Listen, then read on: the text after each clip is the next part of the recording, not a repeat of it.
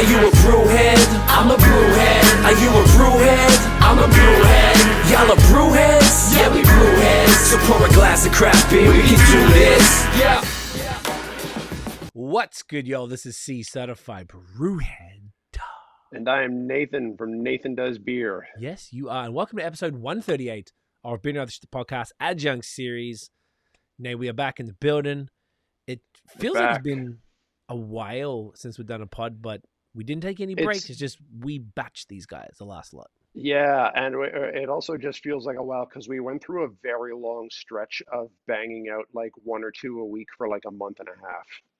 It did. We went pretty heavy, and that took us through a big chunk of the summer, which is, gotta say, it's pretty convenient. Pretty damn convenient. Yeah. So we're back in the saddle again. Excited to be back. I kind of miss it. When I do pods, I'm like, oh, man, like, I don't know. I like this shit. Same. It's great. Yeah, it's good to get back into it. So the summer's been super busy. Lots of things happening. And one place I got to visit recently is a brewery that we're having back on for if I didn't miscount, this will be their fourth appearance on the podcast, which has got to be up there with, I think I can think of like 2, maybe 3 other breweries that have been on that many times, which I love to see it. Have you been there before? I have not been there before, no. Although Okay. I have chatted with this gentleman before through an interview for the blog a couple of years ago, but I have not had the pleasure of being on site yet. Okay, well, we will rectify that soon, of course. But this is a brewery. You know, Nate and I have always been, probably me a little more than Nate, have always been, what do you call it, champions of innovation in the world of craft beer. And no brewery that I can think of, at the very least in Canada, embodies that more than this brewery. So if you are familiar, you already know who we're talking about. Folks, please welcome Uncle Matt from Rorschach Brewery in the building. Hello. Welcome, sir. Great to see you always. As always. Yes. Welcome. Great to be here. Thank you. Thanks for the very kind intro. Appreciate that. You know the vibes, Matty. You know we're big fans, mate. You don't get on here 4 times if we don't think you're a legend. And that's what you are, mate. Genuine pleasure, dude. We, like I was saying, we got to hang out. I think it was it must have been in June, I guess. Late May, early June, something like that. I got to finally hang out at the brewery for the first time in a bit and eat the food and try a bunch of stuff and yap your ear off. So we'll definitely get into all of that this evening. Lots of catching up. I guess the last pod we did was, I wanted to say 2021, aside from the link up pod. I think it was 2021. We were crushing some smoothie sours, frozen smoothie sours, I think, and some Mountain Dew seltzer, I think, is what we were doing. What a time. And I think that's when we came up with the collab. I have right here, Decadent As, which, look at that. Yeah.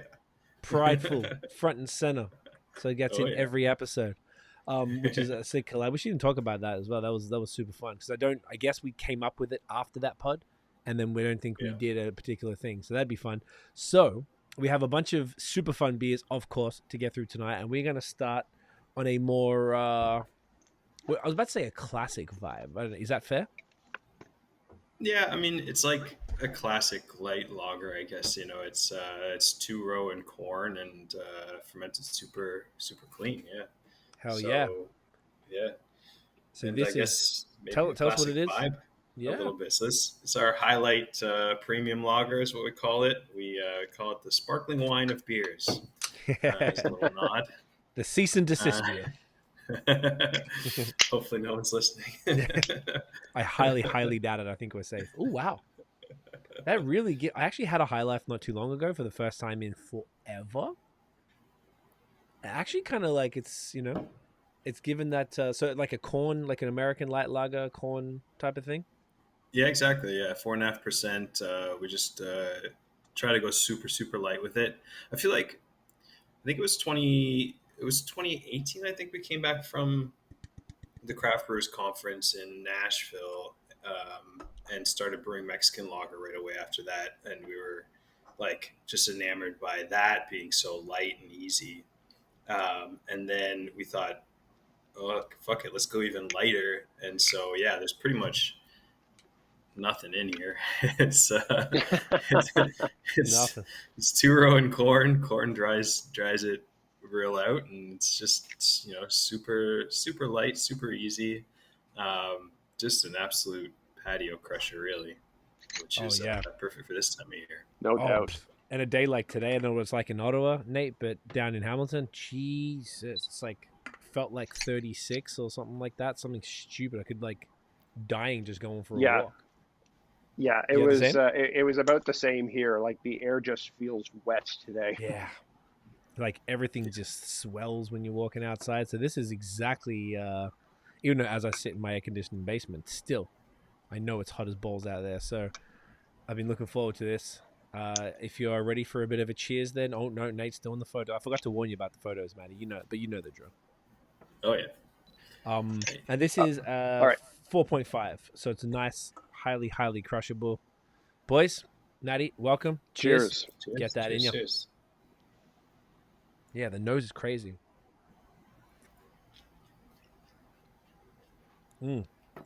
Wow. So would you call this a clone of that particular beer that it's intended to replicate? Or is it inspired by? I feel like it's just a light homage. Okay. I'm not Pun sure intended. like what their recipe itself is. Like we wanted to go with something like super light and easy. And we figured like there's always a contradiction of like American light lager being, like the macro big beer and also presented at least in some ways in some brands as a super premium product. Like in the craft world, you would never think that, right? Your super premium product is like the double IPA, the smoothie sour, whatever. Mm-hmm. But like, in the macro world, it's like this, like the lightest, easiest, crispest, is the like premium product, the gold foil and the sleek look and stuff. So we were trying to do like a little bit of that and try to embody some of that vibe. I totally get it. With a bit of tongue in cheek label while you're at it. Why not, right? Exactly. Yeah. Like I think, with especially with the styles of beer we do, but like the branding too, I think one of our biggest, the ethos or whatever you want to call it is like beer should be fun. And I think this is just a little fun homage kind of thing, Yeah. I couldn't agree more, man. I mean, you guys, like I was saying, you guys embody that more than anybody else. It's but this is great. This is like I feel like I've had a lot more of this style, like American light lagers from craft breweries, and I don't know, I'm really appreciating it, and it's not too much of a stretch. Even like you were saying off air before about the Mexican lager, like it's somewhat in that realm. So it's just super. I don't know. Just it's perfect for this time of year. Actually, that question was where I was going there. So it's perfect for now. It's very similar to that. So there's a lot of parallels, and there'd be a level of familiarity for it could be a gateway, a very strong gateway for people who are already drinking macro and coming in. The difference. What would be the actual sort of differences between like two-part question, I guess. One is a year-round. That was where I was going before. And what is the main difference, say, between like this kind of light lager and a Mexican lager? Like, is it just the corn, or is there something else? I'm not sure that I can speak 100% to this style. We, from what I understand, in the way that we've created our Mexican lager is kind of more somewhere in between the kind of rustic idea of what a Mexican lager originated as, like a Vienna lager that was lightened up with corn kind of over time. So we basically, that's how we created our Mexican lager. So it's a Pilsner malt and then like a little bit of Vienna, a decent amount of Vienna and a little bit of corn. Okay. Whereas this one is we took out the Vienna and amped up the corn and just did a kind of like a base 2-row malt just to make it kind of super light and easy and crisp. But yeah, I mean, I think the concept's the same. I feel like, like this day and age, the Mexican lagers, we're talking about like the Coronas and the Modelos and that kind of stuff. Like there's not really too much of a difference between like something like that and a High Life or MGD or those kind of Budweiser, like those, they're all kind of within very small degree difference from one another, I would say, in concept anyways. Okay. In execution. So like that's my perspective on it, but I feel like we with the Mexican lager we looked more towards kind of tradition, and still back in in 2018 we're selling something still as a lager, as a kind of like as a premium like concept of a lager, whereas I feel like now as craft beer goes more mainstream and becomes like it's almost not even craft, like it's craft beer, but it's almost like to the point where it's just kind of almost everywhere. Like you're getting people that want to support local that don't necessarily want like even a fancy lager, let alone like a double IPA or a smoothie sour. So like that's kind of like we're like just making it easy. So yeah, it is when did we start brewing it? Like late last year, I think we started brewing it. So like we haven't gone a full year with it, and it's been on and off for a stretch at the beginning, but we've had it for the past, I think 4 or 5 months as a core thing. And we're planning on keeping it around, as long as people want it. The type of folks who, and this is, I guess I'm always curious, is the types of people who are buying this beer. I'm always curious about, like, I don't know if we have talked about that in the past, but Nate and I often talk about on the pod, gateway stuff. I feel like it's important because we want, the mission for everybody we're speaking to is obviously to continue to grow the craft beer audience and people who are into it. I think it's just a fascinating convo because I think there's no one answer. Obviously, everyone's intrigued by something different. Who are the types of folks who would buy a beer like this or order it on tap or whatever? Like, what's that sort of core crowd? Like, do you see gateway people? Is it just cats like us, you regulars who like are into beer, or like what's the vibes? Yeah, I think with something like this, you're right. The gateway can come from a bunch of different angles. I think this was a conversation that we had on one of the past podcasts about how like something like a smoothie sour would be something where like someone who maybe doesn't like beer would be a gateway to beer because it's more like a smoothie. Something like I mentioned the Mountain Dew seltzer that we did a couple of years ago, or even the Mountain Dew lager that we did in March or April for our anniversary. Like that might be something that would bring someone who has more of a nostalgic flavor, someone who's more intrigued, kind of like into the conversation. Or like stouts, I see like with the weird flavors kind of bring some people in as well. But with this, I find that like the lagers, whether it's the Mexican lager, Pilsner, you get like two. I think a lot of people have kind of observed like the full circle of like beer drinkers or craft beer drinkers. Like you get, whether you drink beer or if you drink macro beer or not, depending on how long it is. But when you start getting into craft beer, you tend to go more towards the experimental side, and then you come back around the wheel and appreciate more the lighter side of things. So I think we get both ends of that spectrum. I guess we get the people that come into the brewery that like are going to the history music venue around the corner, in an hour, and want something super light and easy, and this would be the thing that they would go to, and then they would say like, oh shit, like that's really good, I could drink that and still support local and still have my taste for like light, easy dock beers kind of thing. But then you also do have that other side of it of like, the craft beer geeks, like I think all of us that like appreciate the like light, easy, simple, like well crafted kind of idea of like a harder to execute, really dialed back thing.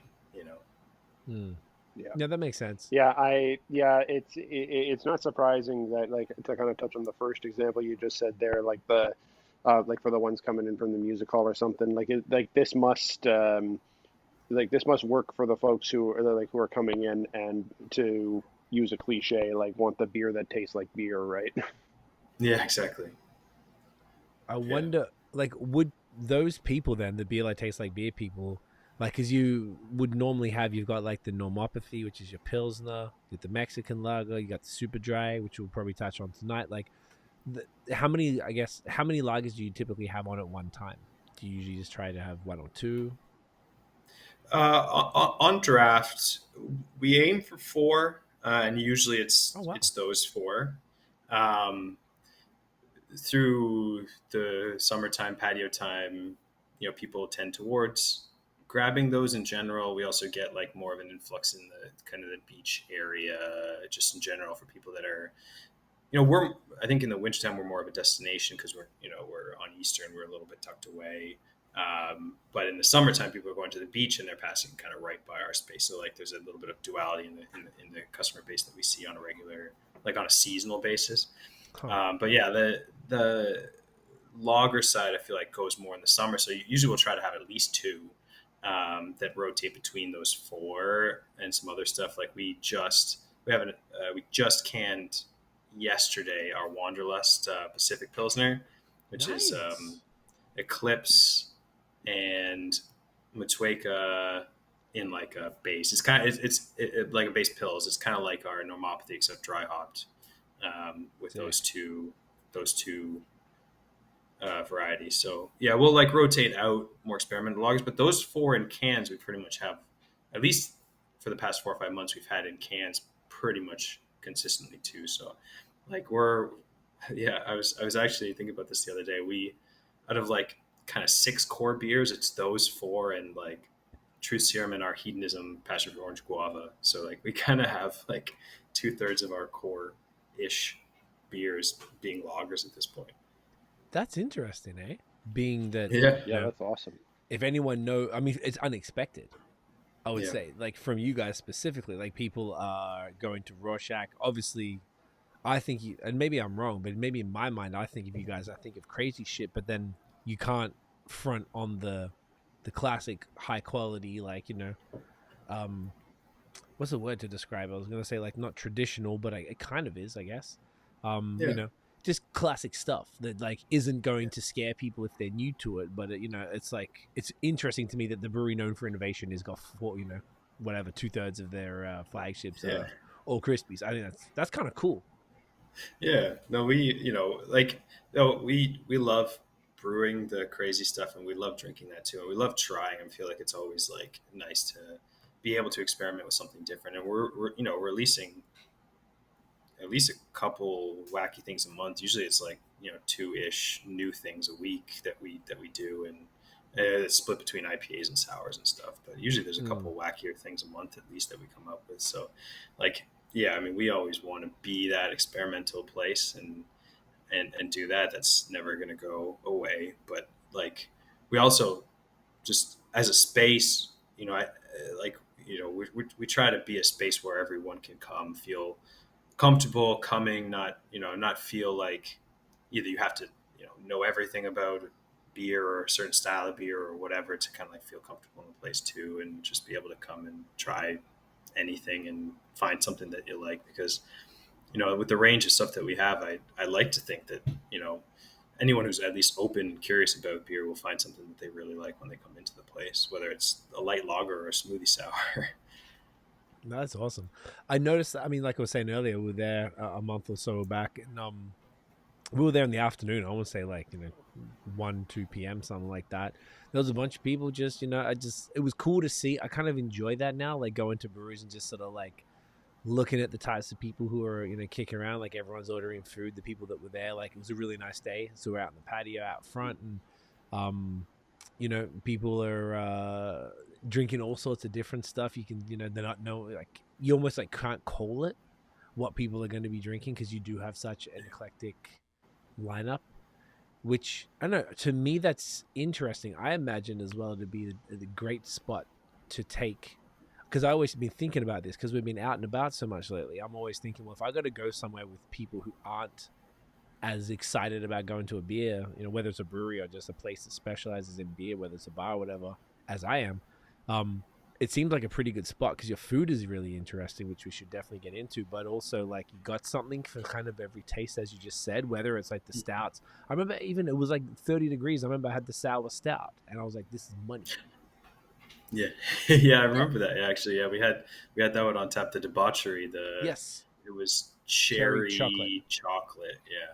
Yeah, sour and it stout. was Yeah. fantastic. And it was like I didn't really know what even to expect because I don't think I've had many sour stouts, if at all.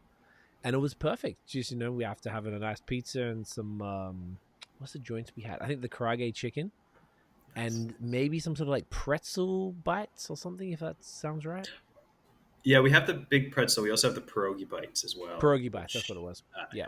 Nice, And like the pizza, it was just like it was really cool, and it was just really like interesting. I was there with obviously Tiff and Tiff's cousin Dan, who is we know what we're after. Tiff could just drink Krispies, which is her thing right now, and me and Dan got to try a bunch of different stuff, and it was just perfect. It was like a really cool place. So that's what I felt. I was like, well, I could take anybody here, regardless of what you're into, and you'd be able to find something to your taste that's not gonna scare you off or anything like that, which is dope. I think that's just really important. That's what I've learned this year specifically more than ever before, the importance of that, of being able to bring somebody in. I think that's what's particularly, we're in this economy type shit, we're going through an interesting time. And, if you're going to be taking people somewhere that you want to make sure that, as a brewery that you're as welcoming as possible to maybe, new clientele and to be able to welcome people and give them something that's, they're going to be happy with and they're going to keep coming back for. Yeah, absolutely. Yeah, no, I think that's the number one thing. I think we want to make sure that kind of everyone who comes in has a unique and positive, comfortable experience. Like Rorschach being kind of everyone sees their own thing in the ink blot kind of thing. And I think people can kind of choose their own experience when they come in to our space a little bit as well. Like you can have some crazy, I think we had this Japanese pizza that we did last week with karage and corn and miso mayo sauce as the pizza of the week that we did last week, which was delicious. Fried chicken on a pizza, how do you go wrong with that? That's awesome.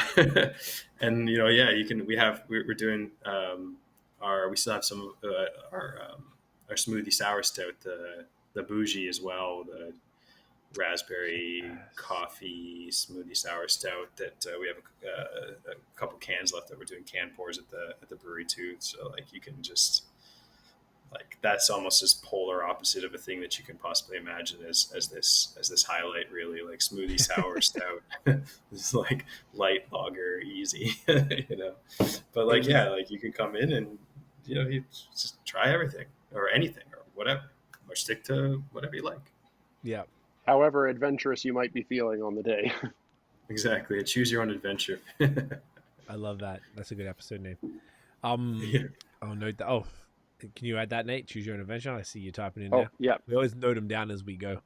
So Nice. I love that as well. I forgot that stout, by the way, was fire. It was such an interesting experience drinking a stout as in the smoothie sour style, and it worked so well. It was just like, I guess, just like the debauchery, like this sour stout, and then the smoothie sour stout, just more body, because the body. It was almost like a smoothie version of the Decadent As, which we did the cherry coconut chocolate one. Similar kind of thing, because it had the fruit, and the fruit is what gives it the body. It's not like chocolate puree or whatever. It just happened to use dark malt. It was taken. I had to compute what it was. Like, it was very interesting because I didn't know what to expect, and it's like the body of a regular smoothie just happens to be dark because of the dark malt. So then they get that chocolate element alongside the same fruit punch that you're getting, and anything else you add in there. It was it worked so much better than it had any business doing, which is awesome. But the food, though, since we're talking about that, I just felt like the approach to the food. So the food, I don't believe, please correct me if I'm wrong, the last time we chatted, say call it 2 years ago, you guys didn't have a full kitchen at the time, or did you have any food offerings? Yeah, at the time, I think because that was kind of I'm not sure if it was full lockdown at that point, but it was something in that range. And so we were doing 2021. Right? So if it was 21, it would have been some form of in and out of lockdown for the rest of that year. Yeah. I remember when you guys came by, it was a full lockdown. We were emptying those barrels or filling those barrels. Correct. Or something with your brother. Yeah. And and that was like dining room, full of barrels and Yeah. canning related paraphernalia. Hey man, Um, make use of the but space. yeah, oh for sure, yeah. Sometimes I wish we had that space for production these days too. Jeez. But I'm glad we can actually be open to the public. But yeah, so that at that point we had, I think I'm not sure, we might not have started the pizzas yet at that point, because we had a kitchen ever since we opened. We started with more smaller plate stuff, tacos and other things, and we evolved into like more burgers, sausages, kind of like a beer hall kind of vibe. And then Gotcha. over the course of the pandemic, in order to keep our kitchen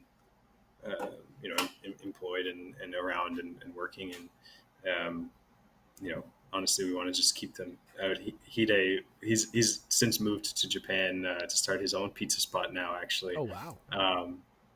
But we just want to make sure he was in every day, because he's such a funny guy, and it brought a lot of levity to the workplace. But yeah, so we started the pizza program then, and then it kind of evolved. Now we do like the pizzas and burgers, sandwiches, kind of snacks, like kind of like a elevated kind of pubby food kind of thing, with a whole bunch of weird pizzas and sandwiches and stuff. I mean, to varying degrees. So that was what I was getting at with the the innovation in the beer, and I felt like the pizzas were like, they weren't like hella strange, but they were definitely like out of the ordinary. I had one that was probably arguably one of the more straight up and down. I think it was like the pepperoni with the hot honey, and maybe they have jalapenos or something. It was like some sort of spice pizza or some shit. Yeah, candied jalapenos. Yeah. That one's one of my favorites. Yeah. That was killer. Candy. What are some of the other crazy? Hot honey is such a money move for pizza. They like just gotta they like throw that out there. That's becoming like a lot more common, and it's so fucking good, isn't it? Oh it's yeah, killer. Oh yeah. Was it? No, it was hot honey, right? Am I wrong saying that, or was it? It was candied jalapenos, but we drizzle the candied jalapenos and like the sauce from the candied jalapenos like on top of the pizza. So it's like, Gotcha. It's kind of like a hot honey vibe, but it's like candied jalapenos. So you get the bite of the actual jalapeno. So it's like jalapenos cooked down in sugar and I think honey and something like that. And right. then, so made one. And then it's gotcha. Yeah. So it's definitely that vibe for sure, and yeah, no, I think it like the spice and the sweet works really well with a fatty pepperoni, and the acid from both the pepper and the sauce. I think it's just everything. Yeah, like exactly. Hot honey is such a good. It works well on a lot of things, but yeah, some of the weirder ones, like I think our most popular one, like that one, and the pizza we call Soul Searching. Because our pizzas are movie themed, because we started them during the pandemic, and when everyone was locked down, it was kind of like grab this pizza and watch this movie kind of thing. That's cool. And we just stuck with it. But that one is kind of like a Korean kimchi pizza vibe. So it's kimchi, Korean beef, spicy mayo, green onion, and like cheese and. Oh yeah, there's a gochujang sauce on as well. So like it's a pretty unique one, and we do a jerk chicken, pineapple jalapeno one, with lime aioli. Usually our pizza of the weeks are the really kind of like weird off the wall ones, like I mentioned, the Japanese kind of karaage fried chicken, corn pizza, but we've done like mackerel pizza and a lot of seafood pizzas, honestly, which I mean. I like them. We only roll them out it ends up being like 5 days from like Wednesday to Sunday. So, if people don't like it, it's no sweat off our back. Like we make enough for that. And if we sell it, we sell out. And if there's extra, then, I eat it. So that's the best way to roll. Do you guys is the approach to the food? I guess that was great to hear about the different type of fun stuff. And that's exactly what I was getting at. Is the intention behind having these kind of like more fun and kind of left of center pizzas, was that intended to sort of match the vibe of the beers themselves, being that like whilst you've got sort of more traditional stuff like this highlight and the normopathy and the pills and blah blah blah, was the crazy pizzas supposed to kind of be like, hey, well, you can have these kind of extra fun pizzas while with these super fun beers that pair really well with it? Was that an intention, or was it just kind of like coincidence? Yeah, no, for sure it was. I mean, I think that's like a thread throughout our thinking at the brewery, just kind of in general. Like we do the we try to have our our best selling food menu item is our smash burger. It's a pretty up and down, pretty classic smash burger, and like with the pizzas, we don't have like we have a margarita pizza and it does well, but I mean like the Korean one and the candied jalapeno pepperoni one do a little bit better, I think too. But like fries and all that stuff, like we do like the classics, kind of like the burger would be the highlight of our food menu, kind of highlight of our food menu. but yeah, I mean, and then like the Korean pizza would be like the smoothie sour kind of vibe. Like it's we want to make sure that we have, like, if someone wants a light lager and a burger, we have that for them, and that's often what I eat, too. And then if someone wants a smoothie sour stout and a mackerel pizza, like we have that for them too, and we can do that too, and it's fun because I feel like I don't know, like especially going through the pandemic, and that was kind of like when we had a lot of time to experiment and let our minds go crazy and stuff, because everyone was confined, and like I think we wanted to keep that as a constant thread throughout. So I think we went a little off the wall, even more so than we had before on the beer side, and we went really off the wall on the food side. So yeah, I think like I said, we want people to be able to kind of choose their own adventure kind of thing when they come and have the experience that they want to have too. And like we're not trying to tell people that only this food is the best thing, only this style of beer is the best thing. Like it's we like a lot of things, so we make a lot of things. Like that's kind of our like that's kind of our feeling. I like Yeah, that. I think that's a good. I think that's a good philosophy because, like true for yourselves, but also you don't like that kind of idea makes it so that your customers don't feel like they're being judged for like for enjoying whatever it is they enjoy. Like you're not telling them how to enjoy your beer and like your beer and your food, like however you want to go about that. Like as long as they're enjoying it, then that's dope. Yeah, absolutely, 100%. Yeah, it's like there I guess there's probably outside of outside parameters of how if someone's keeping their smoothie sours warm and say that they like the taste of it after it explodes out of the can.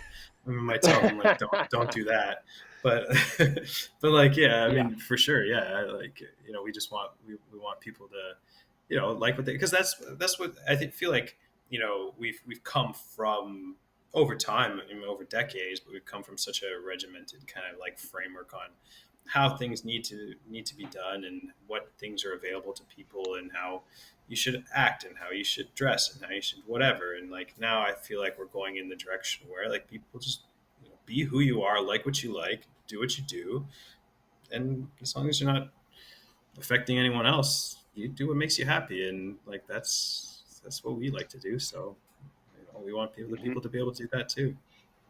Love that. Here for that message. I know we had a little like a tangent on that, but I think it might be time for the next beer, and then we can tap back in. Yep, agreed. What, Matt? This is a choose, like we said before, choose your own adventure. From your side, so let us know what you'd like to do. We would like you to choose our adventure for there us. You though.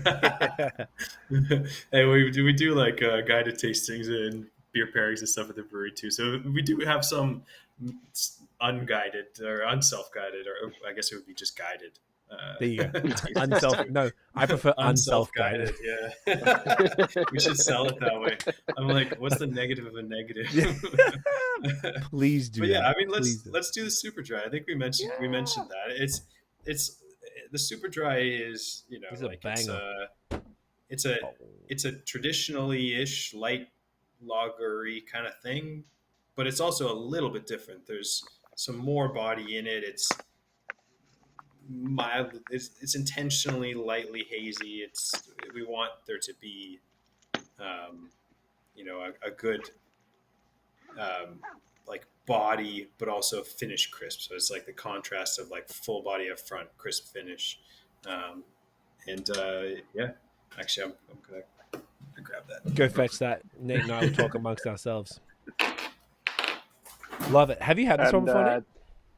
I have had this one before. It's and it was excellent, and I'll confirm this with Maddie now that he's got his headphones back in. So, and now so this is a label that I like. The label that I'm thinking of is one that I haven't seen in a while. But is this also meant to be like slightly tongue in cheek, looking similar to an Asahi label? It's funny because our label template that we had used before was, you know, the borders that you see with writing in the middle of that border, and, you know, like a text on the right hand side of the label. And we had talked, actually I mentioned Hide through the pandemic. Hide and Fumi are two chefs. They're both Japanese, and, you know, we wanted to do something fun and something with, you know, to bring them into the brewing side of things. And I had thought for a while about brewing a Japanese inspired rice lager. And we had the time to do it in, I think, the winter of 2021, I guess it would have been, because we've been doing this, I think, for over a year now. And so at that point, we were slowly transitioning away from like the standard template on everything and going to more dedicated designs on all of our cans. But it just so happened that vibe, like you're correct, kind of gave that same vibe. So I took out the color, let the foil come through, and then Hide and Fumi translated the text. I think it says like Rorschach premium beer, and like I forget what it is now, honestly. It says, I think it's like premium Rorschach and then rice beer, I think is what it says, is what the Japanese text on the can is. Is it all Japanese okay. text? Because if I'm not mistaken, the top line looks like Mandarin or Cantonese and then Japanese, and then unless Japanese characters have more diversity than I think that? there's the Japanese traditional letters, and then there's the Japanese, I think that's more casual, like icons. Sorry. Cool. Yeah. So I didn't know that. think That's sick. That's even cooler. so they go back and forth, but yeah, the Rorschach was more of so the second line from the top, it was more of like I think it's more of a phonetic representation versus the other icons being more words. Or I'm not an expert at it. That's why I had that translated. Yeah, man, you're good. But they that's what they told me it says. So Okay. Well, we have to believe them, gentlemen. But yeah, cheers. Cheers, mate. Cheers. Get that in you. You are right. I see that nice little haze. Oh yeah, see, this is pretty different to the highlight. I was at a restaurant the other night for Tiff's birthday, and the only beer they had was Asahi, and I decided to just drink cocktails instead. And I was like, maybe I should have had one. It would have been kind of good just to have. I haven't had one in forever. I was just worried. I was like, what if I like don't like it? And it ruins like all this like nice ass food. But how close to, just like same question with the highlight, how close to Asahi is this from your side? Yeah, I would say that this is is more different from Asahi than Highlight is from. Gotcha. It's not. It's so like, at least my kind of perception of it, of how kind of, Corona and Modelo and those worlds,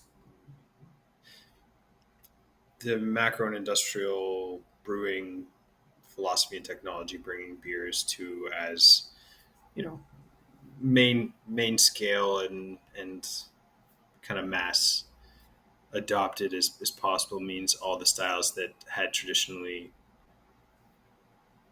kind of been more unique, I think, come more merged together. So like, if you're going to try a Sapporo and a Asahi next to a Corona and a Budweiser, like, I think the average person might, like, you can tell that they're different things, but you're not going to be like, oh, that's for sure a Japanese thing, that's for sure a Mexican lager, that's for sure an American lager.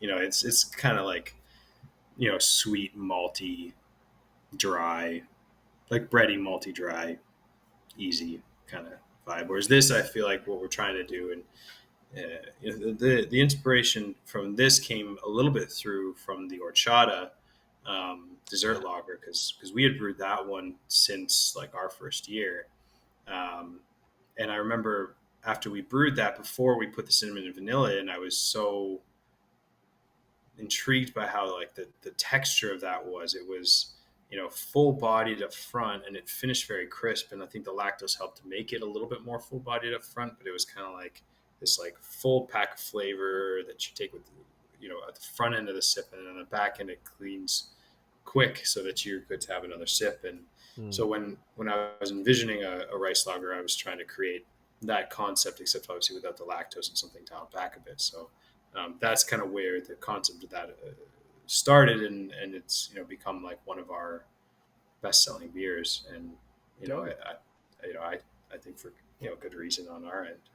Yeah, I had the lemon version too that you did. I think it was yuzu. Is that accurate? Yeah. It's a kind of lime equivalent, but kind of like a lime. It's called shikuwasa. Okay. But yeah, it's a similar. It's a Japanese citrus that's got that lemon limey kind of vibe. Yeah. Okay, I remember that was like killer as well. Like it worked really well in this kind of beer in a whole different way than you would picture, like like a Corona with lime type of thing. Mm-hmm. I think it's super interesting that all of these beers are sort of like the ones you mentioned. You guys do like the Mexican lagers, the Japanese ones, the American light lagers and stuff. They're all like little, they're not like exactly the same. They're all they're nuanced and different, but it's so interesting to see just sort of maybe they're more different than maybe we think they are. And this is great. This is like a whole different drinking experience. Like the High Life was basically clear. It is for sure. This is that like intentional haze. I guess this is from. Why does this one have haze in it? There's a decent amount of protein, I think, from the malt. I think from the wheat. Okay. We use some wheat in this to kind of get that full body up front, which I'm not sure how traditional that is, but I think that's why it has that haze. But yeah, it's a stable haze. It's like in a different kind of way than the hazy IPAs, but like definitely unfiltered. Like we get slight haze on like the Mexican lager and even the Highlight, just as we're packaging it, and it drops clear really quick. But the super dry stays lightly hazy. So it's interesting. Yeah. No, it works great, man. It works super cool, and it's Thanks. just I like to see them. I think this was cool to do side by side, just to really like show two different beers that are not remarkably different, but they aren't. You can very much tell. It's very cool.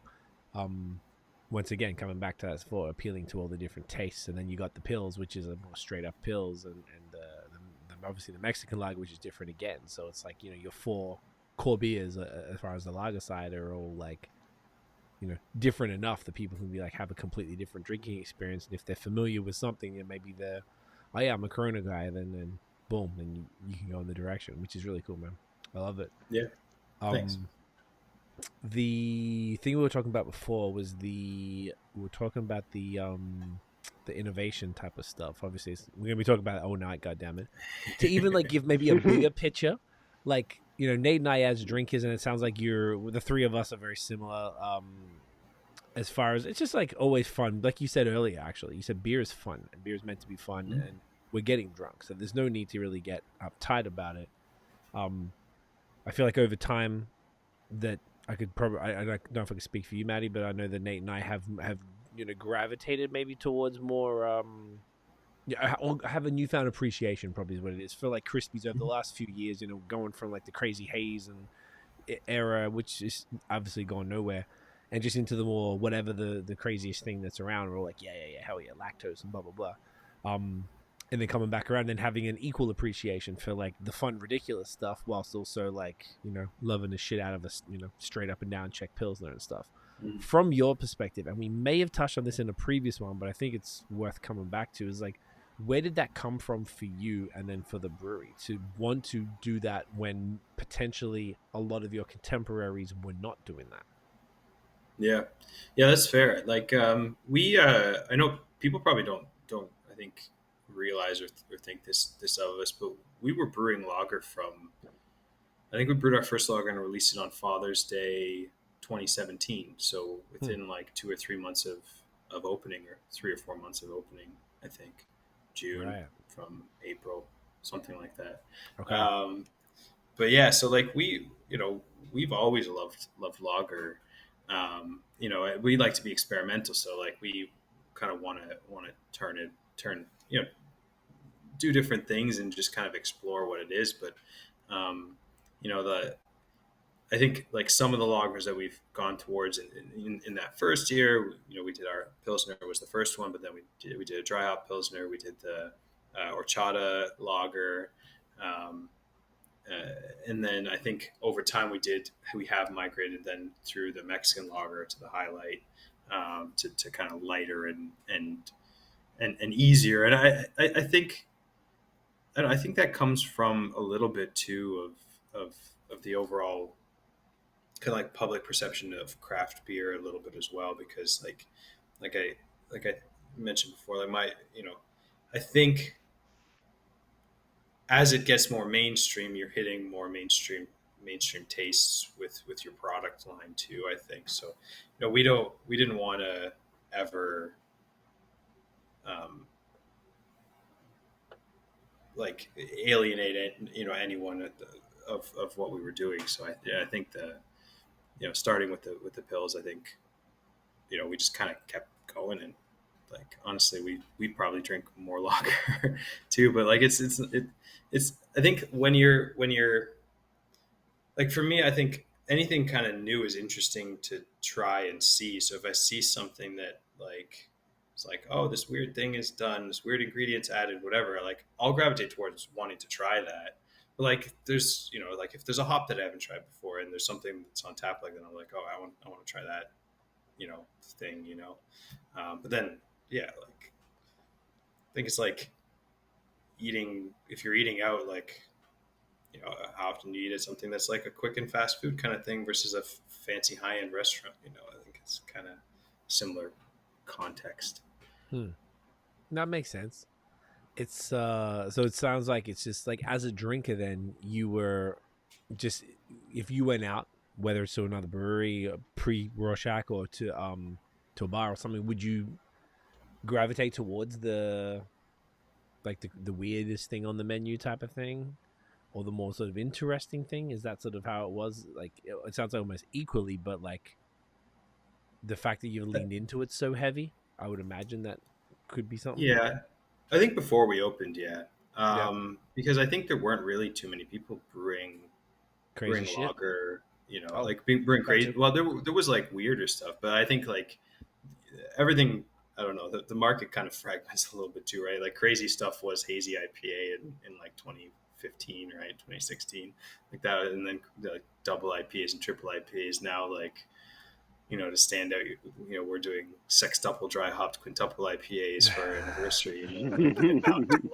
like no one, like, and it's not like it's not us. It's just like there's so many breweries that open, and like other people are doing stupid crazy shit too. Like it's but like before 2017, yeah, like the crazy stuff would have been like, vanilla coconut imperial stout at like 9%, like Yeah, that's a good legitimately point. like That's a good amazing, point. like um, Péché Mortel and those kind of beers were like the standard for that, right? Like from years before and up until then, and now like the stout game through the U.S. and here is like 18% banana and coconut and raspberry and whatever and Birthday cake. Yeah.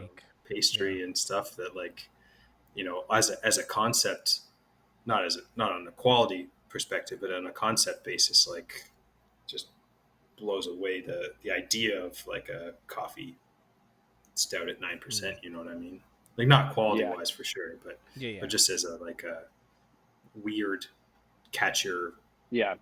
like sight As a line thing. menu item, yeah, as a menu item, a 9% imperial coffee stout is not like these days is not like a record scratch. Like no one's saying like, "Whoa, look at that."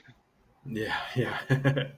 Now even the 18% crazy thing, like not here as much, but like you see the even the 12, 11.9%, like Yeah. 11.9. Yeah. 11.9% double barrel aged, with every adjunct that you can think of, like Yeah, you're right. After just coming back from the States, like every single stout I brought back was 13, 14 plus, every single yeah. one. And I've started, like, I have like one night of the week where I drink that stuff, and I've been able to like take that to the face as on top of an opener, which I often have like a Péché or something like that. Mm. Like, if that's all I'm drinking with a full stomach, we can kind of handle it. I thought I wouldn't be able to handle it, but it's not so bad. Yeah. But it's interesting. It was interesting to me to see them being that crazy. And then out here, I think the only reason it's not is the laws, like for Yeah. the thing. But I would imagine that in reality, it's probably a little north of that. But it's neither here nor there. Yeah. I mean, you guys do that as well with the benevolent series. Your barrel aged stouts of. Actually, I think are they labeled like higher? If I'm not mistaken, are they 11.9 or are they like 14 or something? They're 11.9. I think 11.9. Okay. yeah, like that's what we have on the label, and that's what the target is for the base. I think it probably does end up picking some stuff up in the barrel. So like and at that ABV range, and like I'm sure there's a bit more variance if you get it tested properly for the actual alcohol content versus using, hydrometer and that kind Yeah. of situation. Sure. We'll just let that be the gray blind spot kind of thing. Exactly. I mean, look, they're not being distros, so whatever. It's yeah. It's also got to be stated, by the way, like for the malevolent benevolence at the ABV that those are. Thank you for putting those in 355 ml bottles. I Yes. very much appreciate that. Nate, that's such a good point. One of the things that Nate and I have spoken about here a bunch is like the packaging size of the larger beers. Like and it sounds like, I don't know about you, Maddie, but we're both typically like drinking those beers by ourselves. And cool, you can put a little stopper in it or something, yeah, but it's not the same. Like, you want to kind of like wrap it up, and the 375s are like money for the if you especially having ones of that hecticness. Plus, you put yours. Some of yours are crazy. Like, I think there was like a mint one I had not too long ago. But then you've also just got apple brandy barrels or like bourbon barrels or something. So you've got like a whole mix of stuff. But it just makes it so easy to consume, because if that was in a larger format, it's even easier to be like, let's sit on that till next time. And then all of a sudden you've got a room full of of beers and stuff. Full of 750 ml bombers that I'm just knowing that when I crack that open, I'm either going to be devoting an entire afternoon / early evening to it, or I'm just going to be absolutely destroyed the next day. Yeah. Or both. Yeah, no, I too have a closet and a basement full of beers that I've bought from various travels, and honestly, like before and towards the beginning of Rorschach of imperial stouts that are in 750 mils or 650 mil bottles of things that I'm super excited to one day eventually try. When is a day that's ever, like I get through, like you buy it and you get through it very slowly, but a good thing they last, most of them. When you've got when you've got a good 4 hours that you don't have a ton else important to do at the same time. Yeah, basically, exactly. Yeah. That's why I have one night for it, and it's the only way. Like, it's the only way that I've figured out to be able to get through anything 10% plus. Otherwise, I'm just, when are you reaching for it? Because for the most part, I imagine most beer drinkers are going for a session. Whether that's 2, 3, 4 beers, whatever.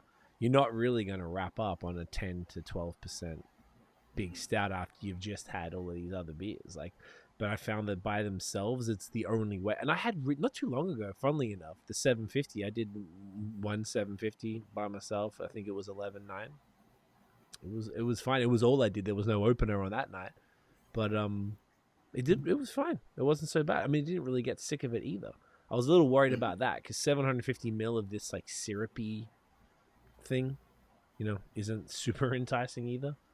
But yeah. Well, either way, see that I don't necessarily mind as much. Like, I don't mind nursing a bottle like that over a couple of hours because that's one of those beers where the character really changes as it warms, and as you as you move on and get fully into room temperature, you're drinking almost an entirely different beer at that point than when you take it out of the fridge. That's a good point.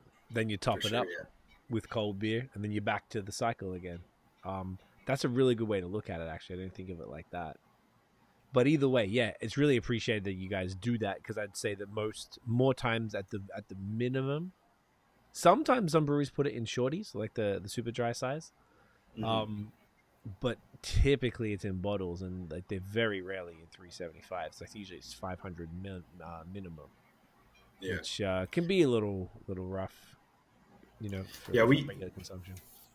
We used to do them in the 500 ml bottles, and they looked really nice, but no one, like I would never, not never, but it's rare, right? Like it's not like you go into the fridge, just grab that thing like after a long day or whatever. It's like you have to find time for it, like you said. That's what it is for something big like that, right? And then the 375 ones, I think we were looking at packaging them in 8-ounce cans as well, which I think is, what is that? Mil wise, like 200 mil, something like that. Yeah, 250-ish, yeah. Yeah, 250, maybe 250, yeah. What's the deal? Are they tough to get hold of, I imagine?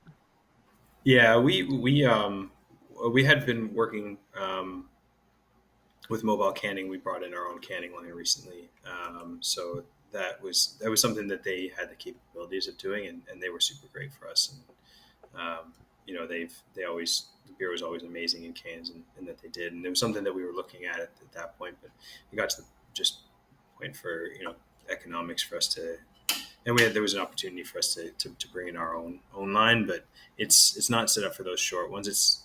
We have the ability to do the tall, like the 473 tall, the 355 shorts, and then the 355 sleek cans on that line. So we might roll some out in the 355 sleeks at some point. That's cool. We're just getting used to the line. It's been a couple months now, so there's a learning The sleeks, curve. as in like the silver bullet cans kind of thing. Like the Red Bull. Yeah, like the Red Bull. Okay. The cans that you see a lot of seltzers packaged in. Yeah. They're not super common to see. I've seen a couple out here, and one that I can think of in Quebec. But that's really it. There isn't like much. Or like a couple of the the big Third Moon, the like big bone tree variants, like the quadruple bone tree or something like that. Yeah, or the these guys, like the bourbon barrel ones with the thing. These are the 355 and stuff like that. Yeah, with the wax tip. Like, I feel like they're like, it's cool to have a stout, and that for some reason, that format versus maybe like the typical shorties, the little wider ones, something a little cooler about that. And like super few and far between, which makes them stand out. Mhm. Which I think is super cool. Yeah, that's a good idea, man. I saw someone talk about the 8 ounces the other day. I forgot about them for a bit, and they look a little weird because they're kind of like shorter than this again, like these weird little like stubby things. But yeah, it even just sounds like it would be maybe not even cost effective because you've got like so much work to fill them all. Yeah. It feels like it might, and then you probably have to adjust the label size because I imagine this size wouldn't fit it. So then you got to do custom size labels. Like there's a bunch of costs involved in doing that. As much as a consumer, I would love that, but just because that would be so easy. Because if you had 8 ounces of a 10, 11, 12% stout or whatever, you could rock that. Excuse me, on a regular evening because that's like it's like if you had a kegerator, you're like, let me give myself 4 ounces or something, and I'm good. Yeah. Like Tiff And does drinking wine. like that's even like the size of a pour that you would be getting if you were at a beer bar. Yeah. 100%. Yeah, Usually sure. it's between 4 and 8, depending on what they have. Yeah, I think those cans are a similar height to the short cans, but they're like sleek, like the 355s on the tall side. So I think that's how so I think it's the same lid still, but they just like instead of being wider, they just go straight down. So they're a weird looking can. They brought one out for us, like an empty one, just to have a look when we were thinking about going in that direction. And it's weird. It's funny because like even just on the consumer side, right? Like people don't bat as much of an eye for like a bottle if it's like a big 12% thing, if for like 10-ish dollars, 10, 12, 15, 8, whatever range. But like a can, you don't see many like $15 cans of beer. At least, I mean, maybe at some bottle shops now by the time the markup hits that point. But from a brewery directly, right? Even though the volume's the same and the product's the same, So yeah, there's something about the big beers and the expectation of them being an experience that's contained in a bottle. It's sort of like yeah, there's something strange, but I know it's kind of moving a bit. Yeah, and from the price point thing, like it's pretty like I mean maybe not maybe not a lot of folks who are who are into the scene and whatnot, but for people who are a little bit more casual craft beer drinkers, price point, especially on short cans, can make people bristle sometimes. Like if you even get over the like 350 point on a short can, that's not like that sometimes make people bristle at that. Yeah, it's interesting. It's like I guess that almost brings back the old stigma that cans used to have, as far as like not being valuable and not being classy or whatever. And then now you're taking the only thing that bottles seem to have a point of existing for is these really big sort of experience beers. But even those are now being put into cans for varying reasons. Like I've seen different breweries put them in there, and it doesn't seem to. I don't feel a ways, but I do feel more inclined to crack the can more often than the bottle. Like, because the bottles don't fit in the can part of the fridge, and I got a little mini bar fridge in my little cellar area, so like the bottles are in the door and I've only got enough space for like 3 of them at a time.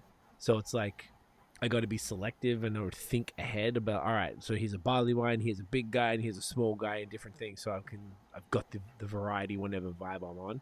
But like the cans are always there. Yeah, it's interesting. It's psychology. And hey, look, even Barn Cat's final beer, which was bourbon barrel aged imperial stout, has ended up in a can.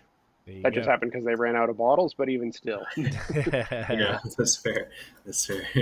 But didn't feel weird. It didn't feel weird. So I mean, I guess the packaging is whatever, and maybe it's about the marketing or about like whatever. I don't know, hopefully it gets to the point where it doesn't really matter. I don't think it really matters, but it's at least the cans I think are accepted now in that sense.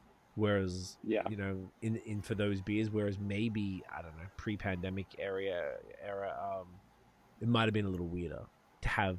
The first one was probably 1050, like the Oscar Blues, when they were doing the whatever it is 12% in those. They do them in them damn stovepipes, the big ass. Yeah. which is bonkers. Who the fuck wants that? But I mean, I That's don't what know, you get at a maybe- gas station at Yeah. 2 a.m. when you Yeah. yeah, want the 12%. party to keep going. Oh, that party's gonna keep going, all right. If you drink Oh, that, jeez. Yeah, I mean, like with a can of that size, you're almost expecting it to be a thing of Monster Energy drink, but no, it's this 14% Imperial Stout. yep. Okay, Different fellas, kind of next beer. Next energy one. drink. Yeah. Next one. Should Yeah. we do the harmony? Should we do the harmony? Let's do the harmony. Let's do it. Yeah. Oh yeah, I'm ready. All right. I'm gonna sneak out and grab that guy. Yeah, you're good. I'm gonna find it. Oh nope. Come on. There she is. Oh, okay. I didn't realize that's one. Yeah, so we're going from American premium lager to to Japanese rice lager, all the way to dessert lager. Fascinating. Like one thing that's really dope, the dessert lagers. I would argue that Rorschach probably pioneered that. I would agree. Whether it's Ontario or beyond. Yeah, I would say right. I don't know feel that like I've seen anyone else do a dessert lager. Now that I think of it. the only other one was our collab with Nickelbrook, who explicitly told me that Oh yeah. they were inspired, like, because I pitched them a bit. Oh wow, it just smells like strawberry. Ooh. I pitched them to bring back their green apple because they did the green apple pills like 12 years ago, and they said instead of bringing that back, let's do I pitched a smoothie version of it, and they said, why don't we do a green apple lager, like a dessert lager? And they told me they were inspired by. Sorry. No, you're good, bro. We're just saying that you guys arguably pioneered the dessert lager style, whether it's in Ontario or the whole country. And we did a collab with Nickelbrook a couple years ago where they had their green apple pilsner back in like 2011. So I was like, yo, why don't we do a collab and bring back the green apple and then do it in like a smoothie sour version or something? And they were like, why don't we do a dessert lager? And they explicitly said that it was inspired by the Horchata Lager. They thought it was amazing. Nice. So like, I was like, hell yeah, let's go. I mean, like, and so to me, what we were just saying was arguably, and maybe you can speak to it, maybe you'll be humble, but I feel like that, you guys must have pioneered this style. Like, I don't know if I've ever seen it aside from that Nickelbrook one. I don't think I've seen it since. I feel like I feel like you guys were the first to do it, and I don't think it's like being particularly, maybe because people are like, oh no, if we do it, they'll think we're copying Rorschach. Yeah, it was a weird thing. When we did it the first time with the horchata, I did look to try to find anyone, and I couldn't find anyone. I'm not sure if anyone had done it, but I was partly just curious to see whether or not anyone had done it out of the sake of seeing whether anyone liked it or not. Because I was like, oh, I had this idea because I think the horchata came about because it was I'd done a home brew well before we had opened it in the early years of my home brewing, when I was still like super experimental and like trying the weirdest shit that I could possibly think. And I was in California. I tried horchata for the first time and I loved it. And I was making my own like actual horchata at home. And then I was like, well, why don't I try to make a horchata beer as well? Because, I love brewing and I love horchata. So, I can drink horchata at the same time. And so I did it as like kind of a Kolsch, as a home brew. And I liked how it turned out. It was a home brew. It probably was not great when I was doing it. It was probably in the first couple of years of home brewing anyways. But when in our first year of brewing, I was just trying to think of some weird thing too. And I remembered that and I was like, oh, okay, well, maybe let's try this. And, we had a lager pitch going. I'm like, let's just try it as a lager and see what happens. And yeah, that's when I was looking. I was like, has anyone done this before? Because if they haven't, it hasn't gone well. Maybe we won't do it. And I didn't. And I was like, well, I guess if no one's done it before, then I guess we have to do it. We have no choice. Zero choice. So yeah, so we did it. But there's a very tiny amount of lactose in it. It's not Just a touch. like, you know, like Cheers, enough for you to taste it, but right, but not overwhelm. Oh, cheers! Straight strawberry nose. Cheers. Woof. That is so fascinating. Yeah, we did we did the Harmony for the first time for our anniversary last year, which was the matcha green tea mochi dessert lager. Yes, I which had we that put one. a very uneconomical amount of matcha powder into into the lager because we kept adding it and it kept tasting better, but it was like hundreds and hundreds and hundreds of dollars worth of matcha powder.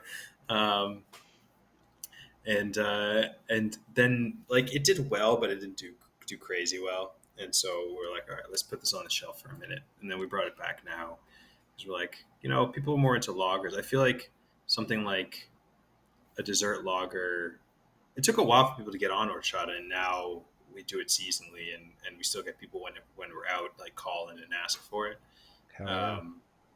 But I think it took a while to get lagered, even to the point where like craft beer drinkers were like asking for lager, and then the ones that are asking for lager maybe are asking for lager because they want something light and easy, so like something weird found no home. It was like the weird beer drinkers were the ones drinking like double IPAs and imperial stouts, and then didn't want something that was labeled lager, and then the lager drinkers were ones who wanted something light and easy and didn't want something that was labeled, the apple cinnamon dessert horchata mochi, green tea lager. It's so. I feel that it's an interesting thing because it's like, who is this aimed at? But yeah, it's almost like kind of in the middle of everybody. Like it could hit. It's got enough, like there's like a unique, I want to say like bitterness to it or something that is probably carrying through from the lager that also complements the rest of it, the strawberries, the vanilla, the cinnamon, and like the little pinch of lactose.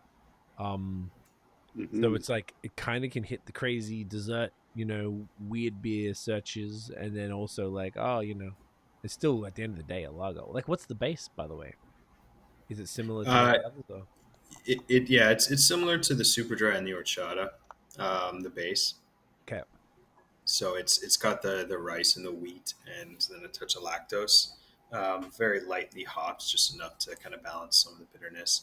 It's like the strawberry is very kind of in your face. We're going for like a mochi vibe, so like that sweet strawberry, like the sweet, like we've been doing, and I guess we'll get to the Jolly Beans and stuff, but we've been doing things in that vein that's like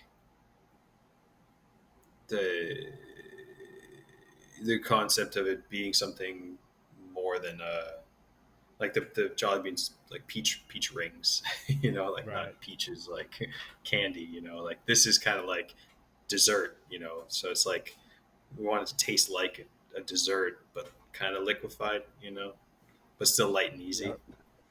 I don't know, it's a weird thing, but it's hyper unique, man. Like, well, this is the point. It's supposed to be like super innovative and interesting. But as soon as I cracked it, like the whole area is like just all you can smell is that strawberry. It's like it's so strong without being overwhelming.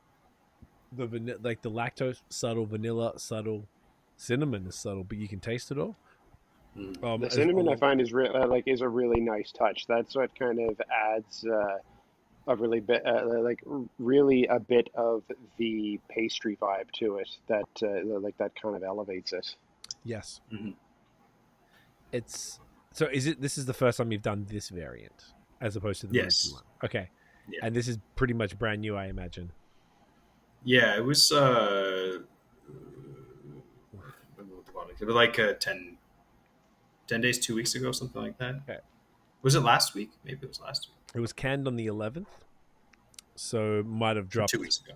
Yeah, so 2 weeks ago as far as the canning. Yeah. What was the response to this version? So, like you said, the matcha one, people weren't losing their shit over it, but this one, because it's strawberry shortcake in it in of itself, is pretty damn enticing. Yeah, it's selling well. We don't have too much of it left. Beauty. It's one of those. I think it's the same thing, kind of like that smoothie sour stout and those where like we have these ideas that we just need to get out of our head, and do it. Yeah. And like how people respond to it, I want them to really like it, but I just want to do it, be happy with it, have people try it, tell me what they think, and see what happens. Like Love it. Whether it's the most popular thing in the world or not, like it's like I have this idea. Let's see how people respond. Sometimes you got to just make a beer out of it, right? Yeah, exactly. Yeah. Throw some at the wall. See what sticks. What's the So I got you a. No, sorry. Go ahead. No, you got a better question, I'm sure. Because you've got a lot of beers that are dessert themed. Like obviously, like that's what Decadence is based around. But then even this here too with the strawberry shortcake Mochi, and what it seems to be from a consumer side is that it looks like you've got you've obviously got this dessert in mind, and then and I'm not talking shit about anyone or putting anyone on blast. It's just a different approach to these kinds of beers. Whereas on one hand, there's one option of throwing an entire chocolate cake in the fermenter and whatnot. But what I find is with your dessert themed beers is that it's more add the ingredients that make the beer taste like the dessert that it's modeled after.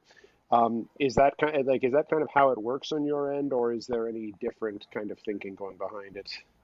Yeah, no, you're 100% right. That's exactly what it is. It's like, when you're making a whatever it is, when you're making a cake, you're using the ingredients to make the cake. You're putting in a chocolate raspberry cake. You're putting chocolate and raspberry in it. You know what I mean? So if you're making a chocolate raspberry cake beer, you should be using the chocolate and the raspberry. It's cool to add the cake in too, but you're not going to get much flavor from that. That's more novelty than what. And we've done that. Like we've done a birthday.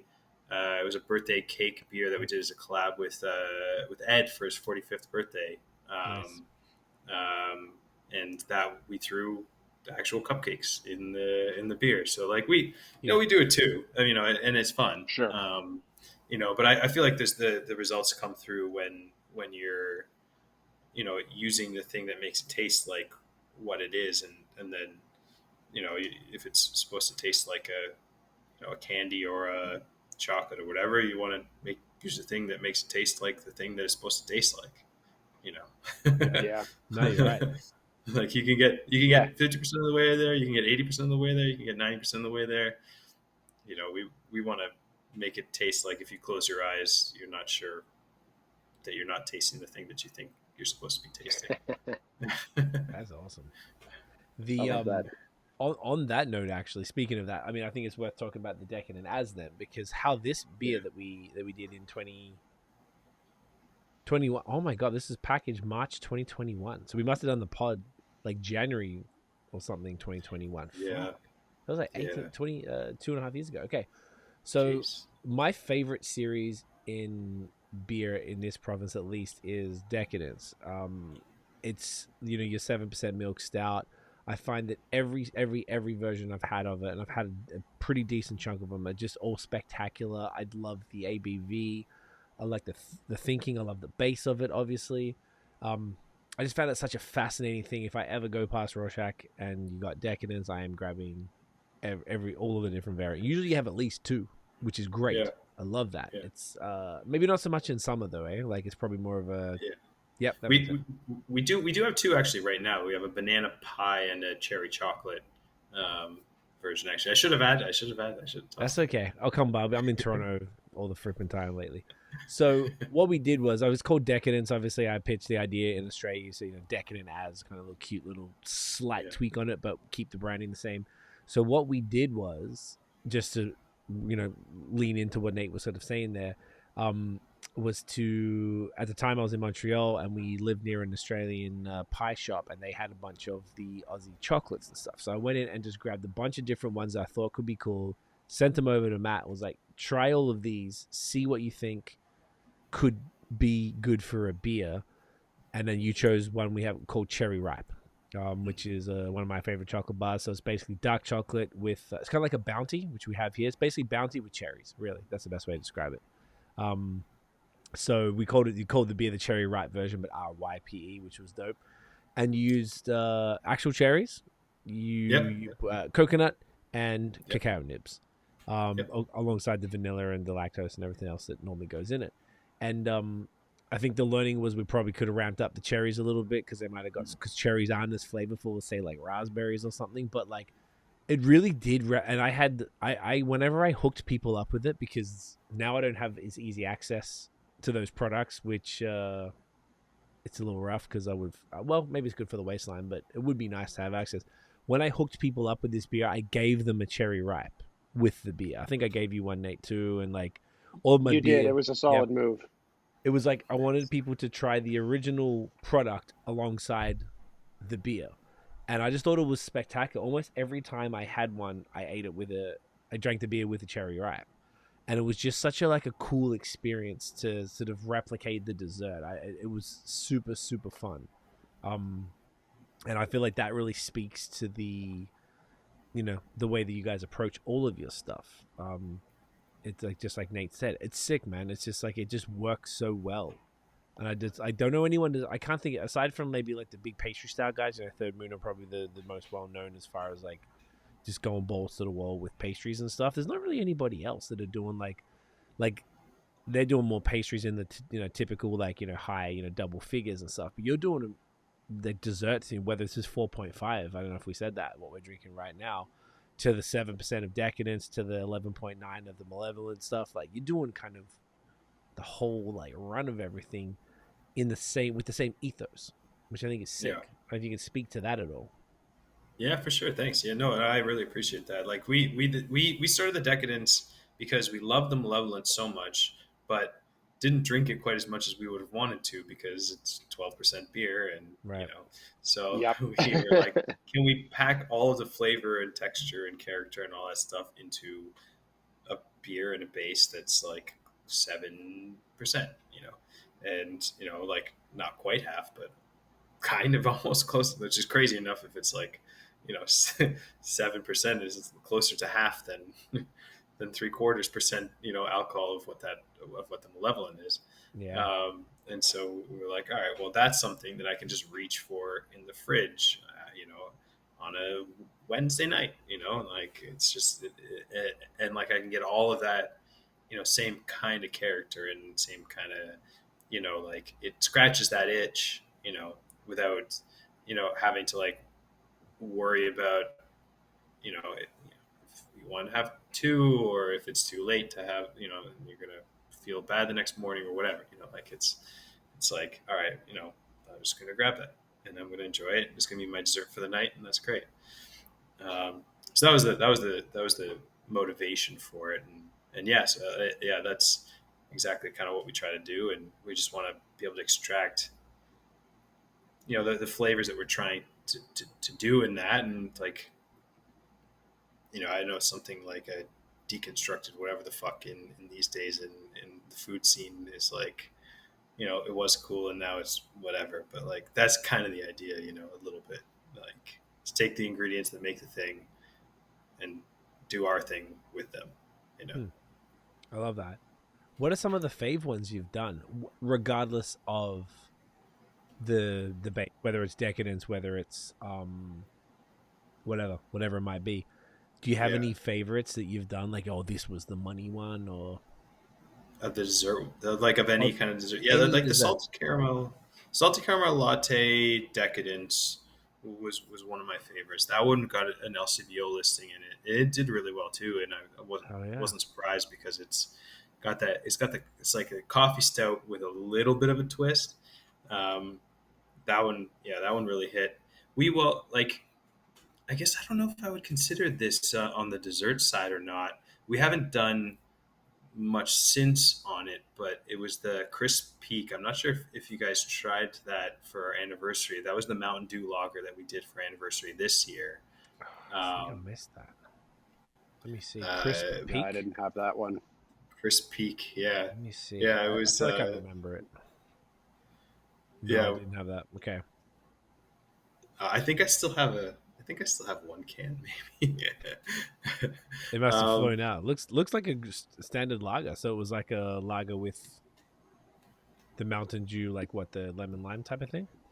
Mountain Dew syrup. Yeah, we called it Dewey Mountain Lager. I feel like it was kind of one of those where like there's the mountain lager that was a big beer around here for the traditionalists, right? But Of the course. side launch one, which was great. Very, I love that beer. But I guess we didn't. Oh, that used to be a fantastic beer. Yeah. Well, yeah, I used to, yeah. but yeah, so we called it Dewey Mountain with a Mountain Dew because we didn't want to, we walk a fine line sometimes, and we want to make sure it's on the right side of the line than the wrong side of the line. So we called it Crisp Peak Dewey Mountain Lager, and blended what was something similar to the Highlight base with Mountain Dew lager. So Mountain Dew syrup. So it drank like a Mountain Dew, really, and we were doing so that one sold out really quick. That one was a crazy one, and that's one that we're thinking that because we did the Mount Bank. I think remember we did the seltzer. You tried that one on the last pod, and then we did the Dr. I don't know if Pepper I sent the Dr. Pepper one at the time. if you didn't send it, I grabbed it when I was by. So I definitely tried that too. And we did iced tea, we did Orange Crush, we did.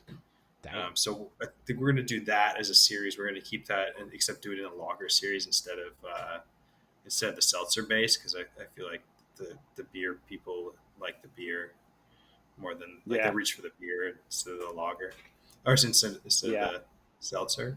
But that one really, like, I've got a soft spot for that. Jer, who's my brother and co-brewer at the brewery, Mountain Dew is such a nostalgic thing for us as as we grew up. Apparently not just for you guys. Like, Mountain Dew seems to be making people lose their minds right now. Like, there's Third Moon with their Milton Dew. Apparently they can't keep it on the shelves. It's wild. Crazy, yeah. No, that's good. That's good for them. Yeah, I saw they did the Code Red one, and was it the Baja Blast? Yeah, that's fun. Yeah, I mean, it was. Yeah. Yeah, what's the deal? Like, we had it in Australia and we drank it, but it wasn't like didn't like change our worlds or anything. Like, it wasn't like something that. So I guess it was just like hyper popular out here. In general, I don't know why. I don't honestly. Yeah, I don't really get. I don't really get it either, because like, if I'm thinking back to my youth, I mean, it's similar to what you just described. I mean, it was there, and as a kid, you wanted to drink it because it was fizzy and sugary and it was bright green, so it was kind of cool. But other than that, I don't really get it. I'm very confused. When we did it as the seltzer, I think that year we did it in the winter, so it'd been like. That's true, because that'd have been 2021. Yeah. So it would have been like winter 2020 and then into 2021. And it hung around for a minute, and we had a couple cases left. So Jared and I took it. We were watching the Super Bowl, and we crushed a case of Mountain Dew seltzer watching the Super Bowl. Oh my God. That's a lot of sugar. Yeah. Like we weren't feeling the greats the next morning, but it was lockdown. Where what are you gonna do? Nowhere. Exactly. You got shit else to do. Interesting. So that was one that really hit. But yeah, the Mexican mole versions of the Decadence and the Malevolent were ones that are favorites for us at the brewery and for people coming around. And we did a bourbon barrel aged Mexican mole, which was, I think, one of the best ones that we've done across the board. So yeah, there's a lot. It's hard because we've done so many, but yeah, some stand out in fun ways because it's something that you wouldn't expect. We wanted to do a root beer one, but at the time, the mobile canning company wouldn't let us because root beer kind of like it's a flavor that you can't get out of like the lines. Yeah, so like we had it all planned. I'd ordered all this stuff to do it, and I had mentioned it the week before, and then they were like, "Oh, hold on, you can't do that." And I was like, "What?" They were like, "Okay, you can't do anything like mixed firm or wild yeast or anything, and root beer. Those are the things you can't do." And I'm like, "What? Just root beer? Like mixed firm, I get root beer." But yeah, I guess it just stains the lines and you can't get the flavor out. So yeah, we haven't done the root beer. But could you do it now because you got your own equipment, or would it fuck that up too? yeah, I mean, I'd be less. I'd fuck up our equipment now, so now I'm less confident. Yeah, you probably want to do that even less. So it'd be like a keg only thing, maybe.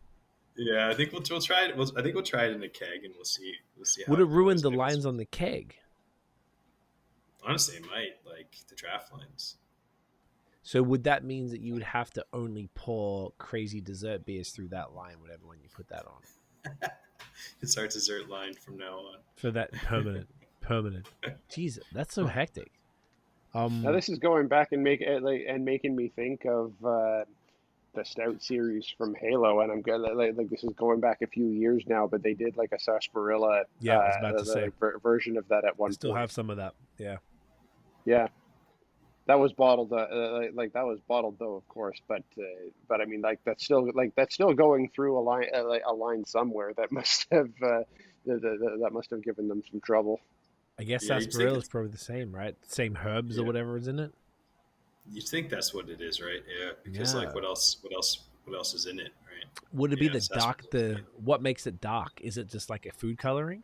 Like makes it like a cola root beer color? Probably.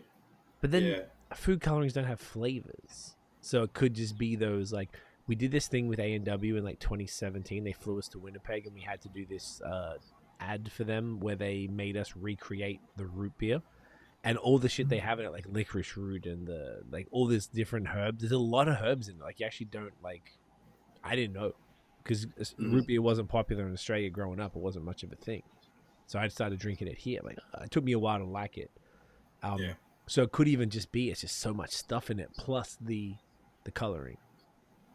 Because I imagine that would stain a line. But then wouldn't the stout stain a line? But maybe because it's natural, because it's from malted grain as opposed to food coloring.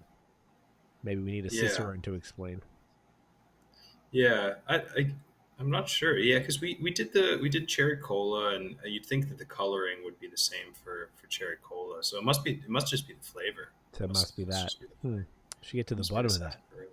Yeah. Huh. Yeah, maybe I'll dive deeper a little into it and see whether we can do that. But that would be fun. Yeah, root beer lager. Idea. Root beer lager is a sick idea, mate. Super Bowl 2024. Let's go. Exactly. Case of that is going down. Keep it moving with the beers. Yeah, let's keep it moving. All right, so we've done 3 back-to-back lagers, completely different styles, all very fascinating. Maddie, is it haze time? Yeah. Let's do an IPA. Yeah. Right. Do the Luminous. Yeah. Here we go. All right. I'm gonna grab that one. Kaboom. There she is. Boom. So this one, double dry hopped IPA, 6%. It doesn't say on the side here what the hops are, but I'm sure Maddie will tell us. Yes, it does. With Moter and Citra. Where am I blind? Oh yeah, Moter and Citra. Moter, I guess that's a Kiwi hop. I've heard of it. I think I've had some stuff with it before. Yeah. It's New Zealand. Yeah, I think. Yeah, it is. Yeah, Kiwi. Sounds pretty Kiwi. Yeah, because it starts the same as like Muteka, I guess. So it's right up that alley. Definitely feels like that. Yes, they have some standard things. All right, beautiful. This one. So tell us about this one, bro. I mean, obviously we got those 2 hops, 6%, so it's kind of like a single IPA, a little crushable. Whoa. Yeah. So Matera and Citra, good Woof. amount of wheat notes in there. Try to get that super saturated hop character. Lean a little more on the fruity side than on the dank side is kind of our MO just in general. So did But you yeah, say you like, go fruity over dank? we lean more like we like a combination of the two, but we lean a little more on the fruitier side. That's what we aim for. Like there are some hops that end up obviously pulling, you Pulling in that one direction dankness. or the other. But yeah, that's the way that we lean, just as a personal preference. Gotcha. I appreciate the other side of it too, but just kind of as a personal preference for us, we lean that way.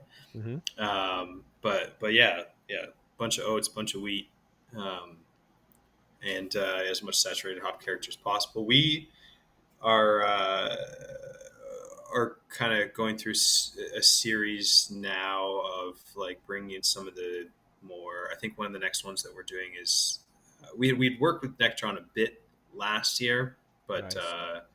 but that's one of the next IPAs that we're going to do with, and then Rorschach as well. So we have some HBC Yes. ones that we're bringing in, doing some single hop stuff. So I think the next couple IPAs that we're coming out is a little bit more of like a heavy hitter new hop with a little balance of a well-known, well-loved hop. So yeah, this one's Matera and Citra. I think we're releasing one next week that's going to be Nectaron and Galaxy, and then kind of in that line, Rorschach, I think, in Simcoe or something. I don't know. Whatever we ordered labels for. There's so many. Man, this smells like just so bright and intense from the can there. Looking murky AF, which is my vibe, gentlemen. Get that in you. Wicked head. Cheers.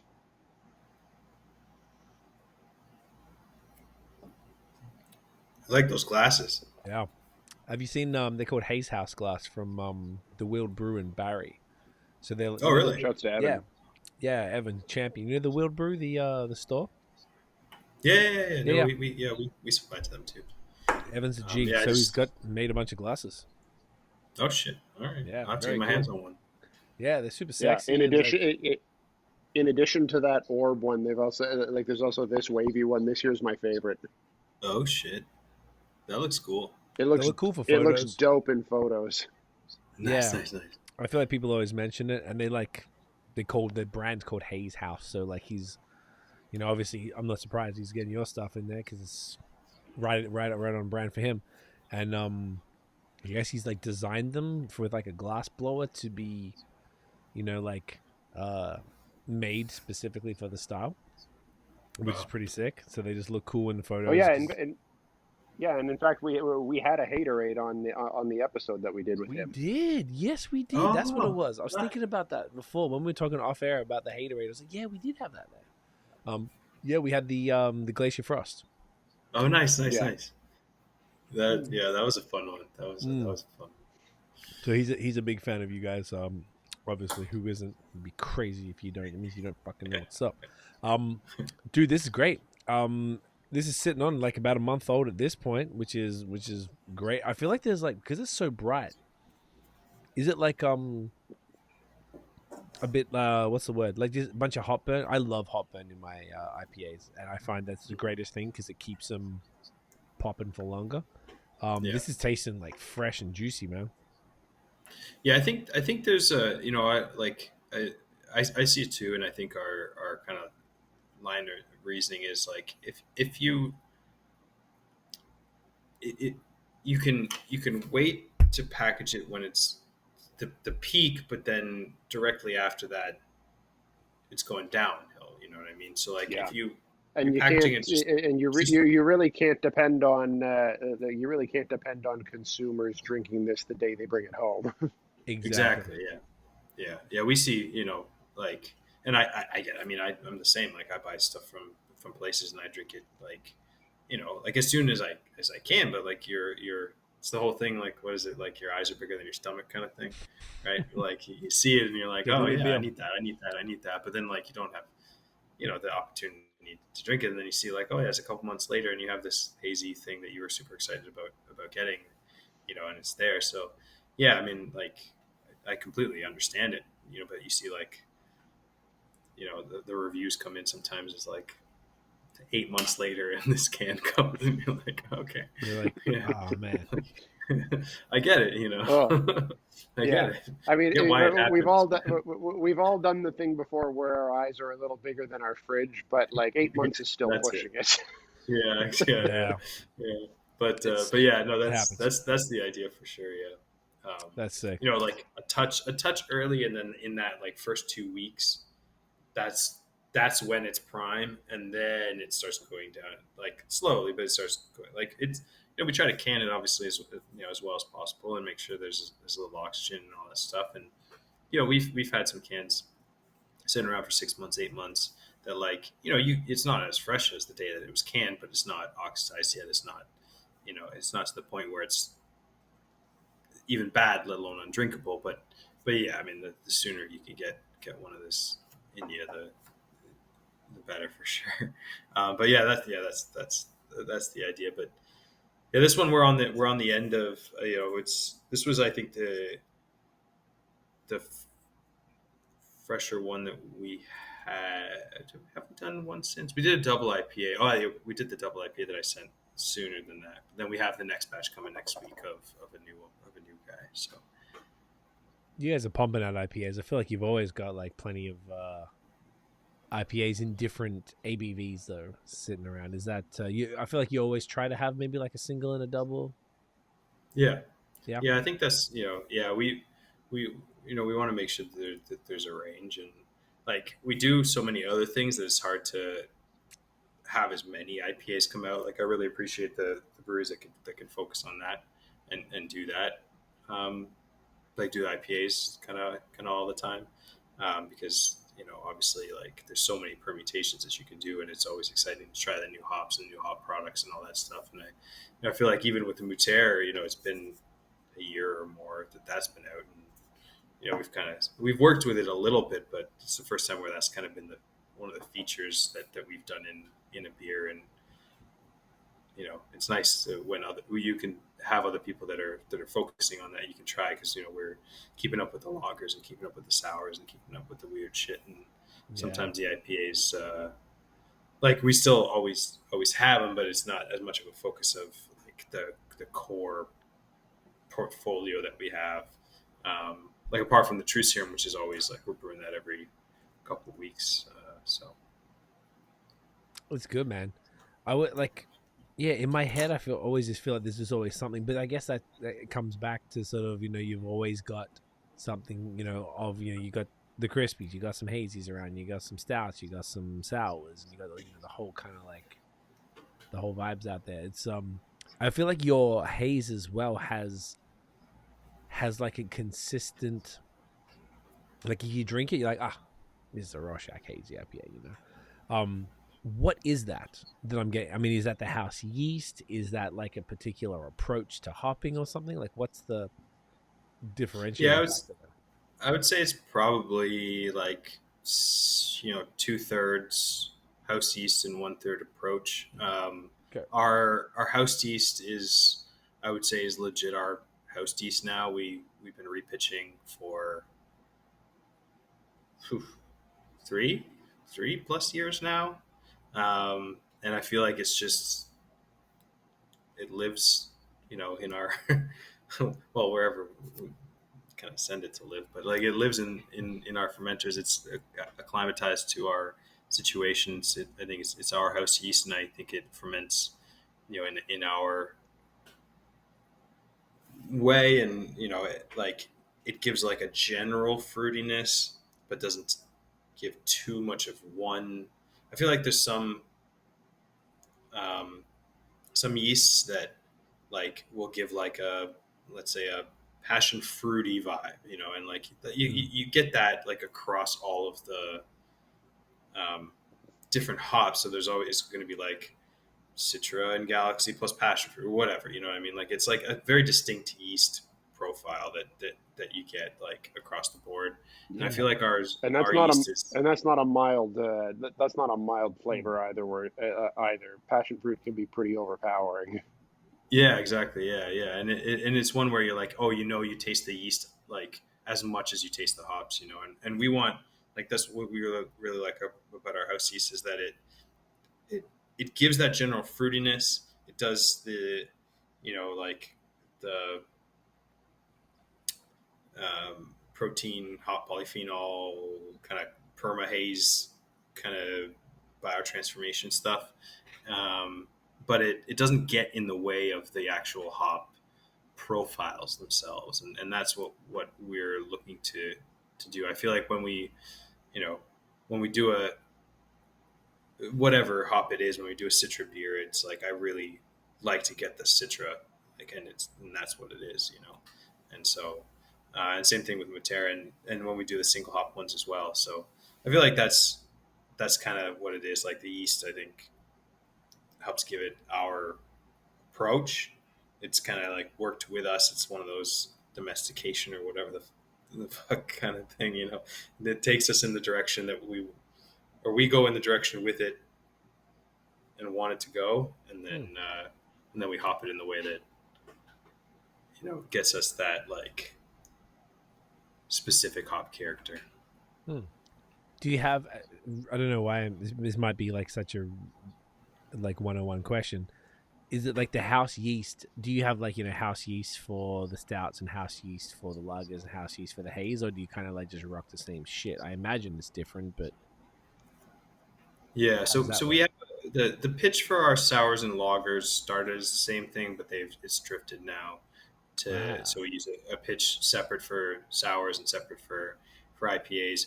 The lagers is a specific pitch of yeast that we do, and then the stouts will usually pull off of what we do from the ales, and let that ferment. But we're fermenting sometimes at different temperatures, and it'll, like, even just a light fruitiness too in the stouts. When we're adding different things, it kind of helps that baseline of yeast flavor kind of thing. Okay, that makes sense.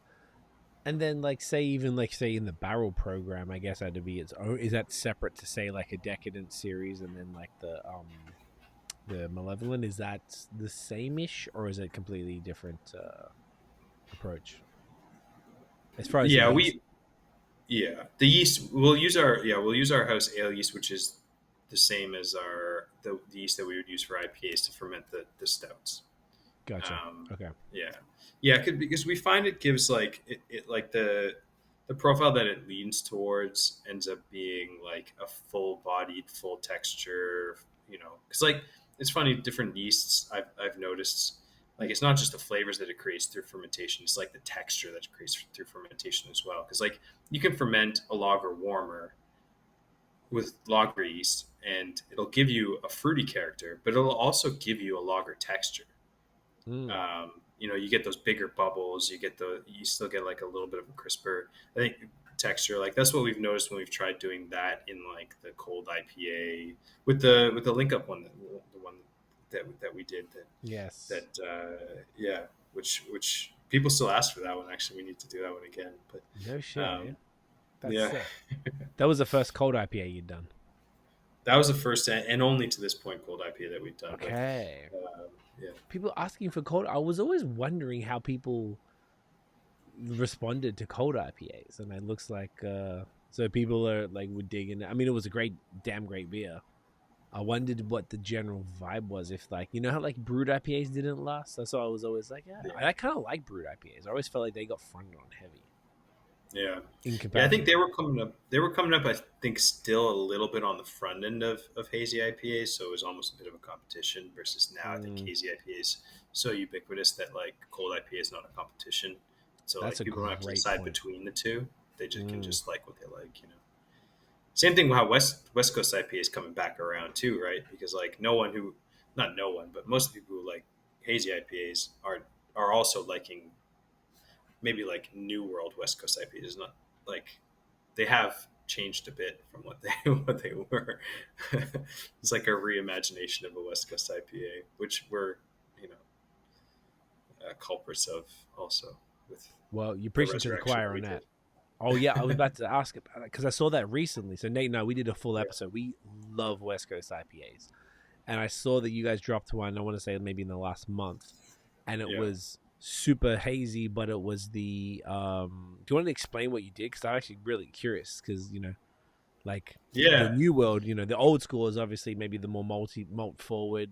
You could probably argue whether it's like the Sierra Nevada, a slightly newer world, maybe like a Pliny type of thing, and then you've got the real new world stuff, which is all the stuff that Sankey and Baron in Quebec are doing and things like that. So, Yeah. what you guys did? Do you want to explain what you did? Because I was actually Yeah. curious. I've always wanted to ask you about that. Yeah. So we so the idea, so the resurrection, why we call the resurrection was it was like Great name.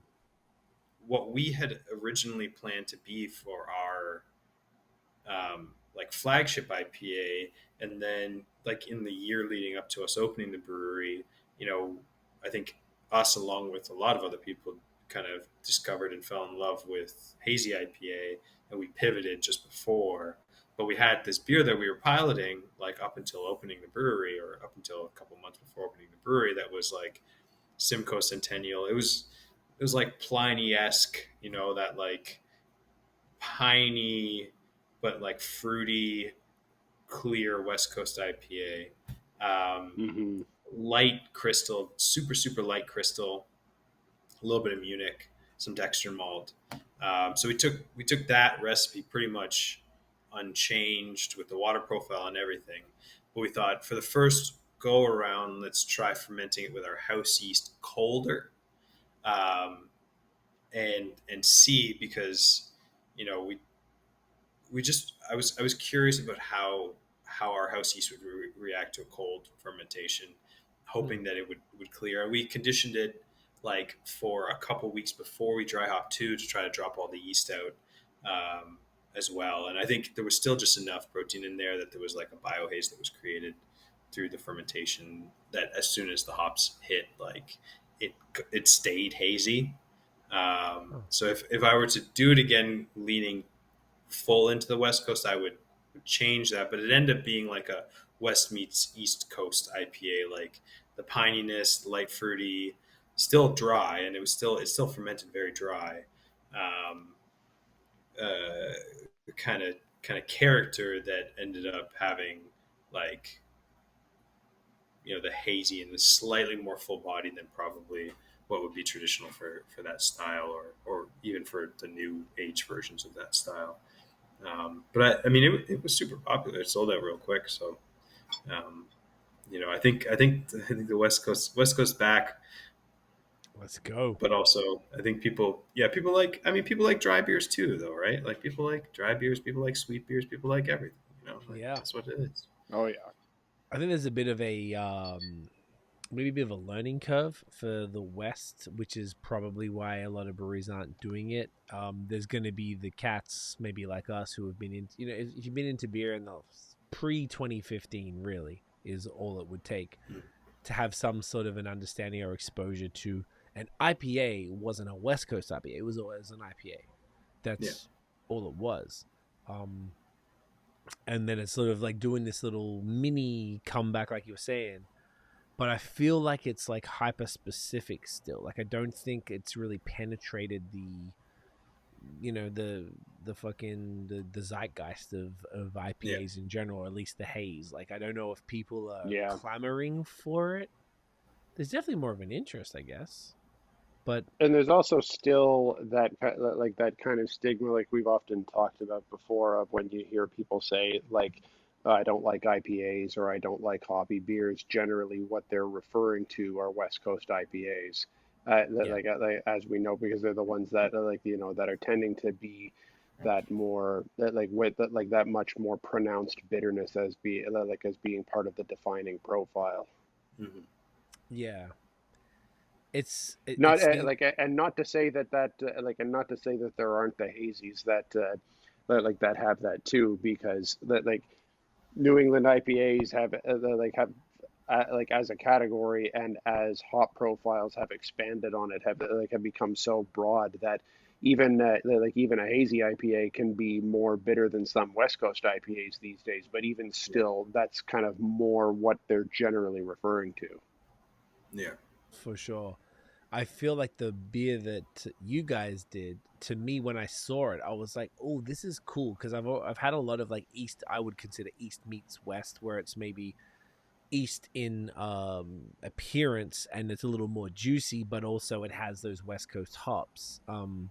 That I feel like it's that style that's probably going to attract those people that maybe are, like Nate was talking about, are a little averse to the bitter whatever beers, and I don't like hoppy beers, all that shit. You try this and like, well, if they're already acclimated to haze, you throw a little Centennial, a little Chinook at them, a little Cascade, whatever, like those like classic C hops, and in the guise of a haze, it has maybe a little more creamier body than a traditional West Coast. It's almost like a gateway beer to the West Coast, because I think that there's a lot more. I've noticed anyway. I don't know about you boys, but I've noticed that typically haze, there's the bright tropical, not even citrusy, sorry, just real straight tropical, no pine, no bitterness, nothing IPAs, and then there's arguably more that like are touch dank. Almost every hazy IPA has some sort of citrusy, like orange vibe or grapefruit vibe, with maybe, even if it's not bitterness, there's some pithiness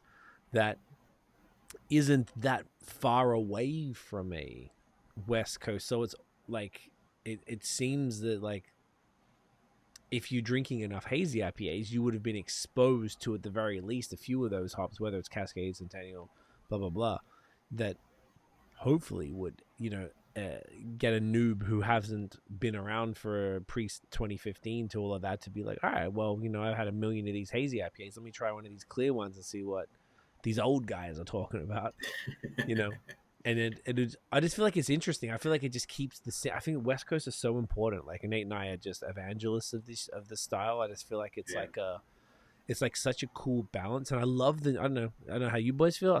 The new style I think is fantastic. Obviously, the old style I'll rock one any day, but the new style is great. It's a little juicy, a little fruity as well, but still maintains those other characteristics that make it a West Coast IPA. And it's like this more approachable version of the style as opposed to this palate ripping, crazy sort of shit that maybe isn't as appealing in 2023. Yeah.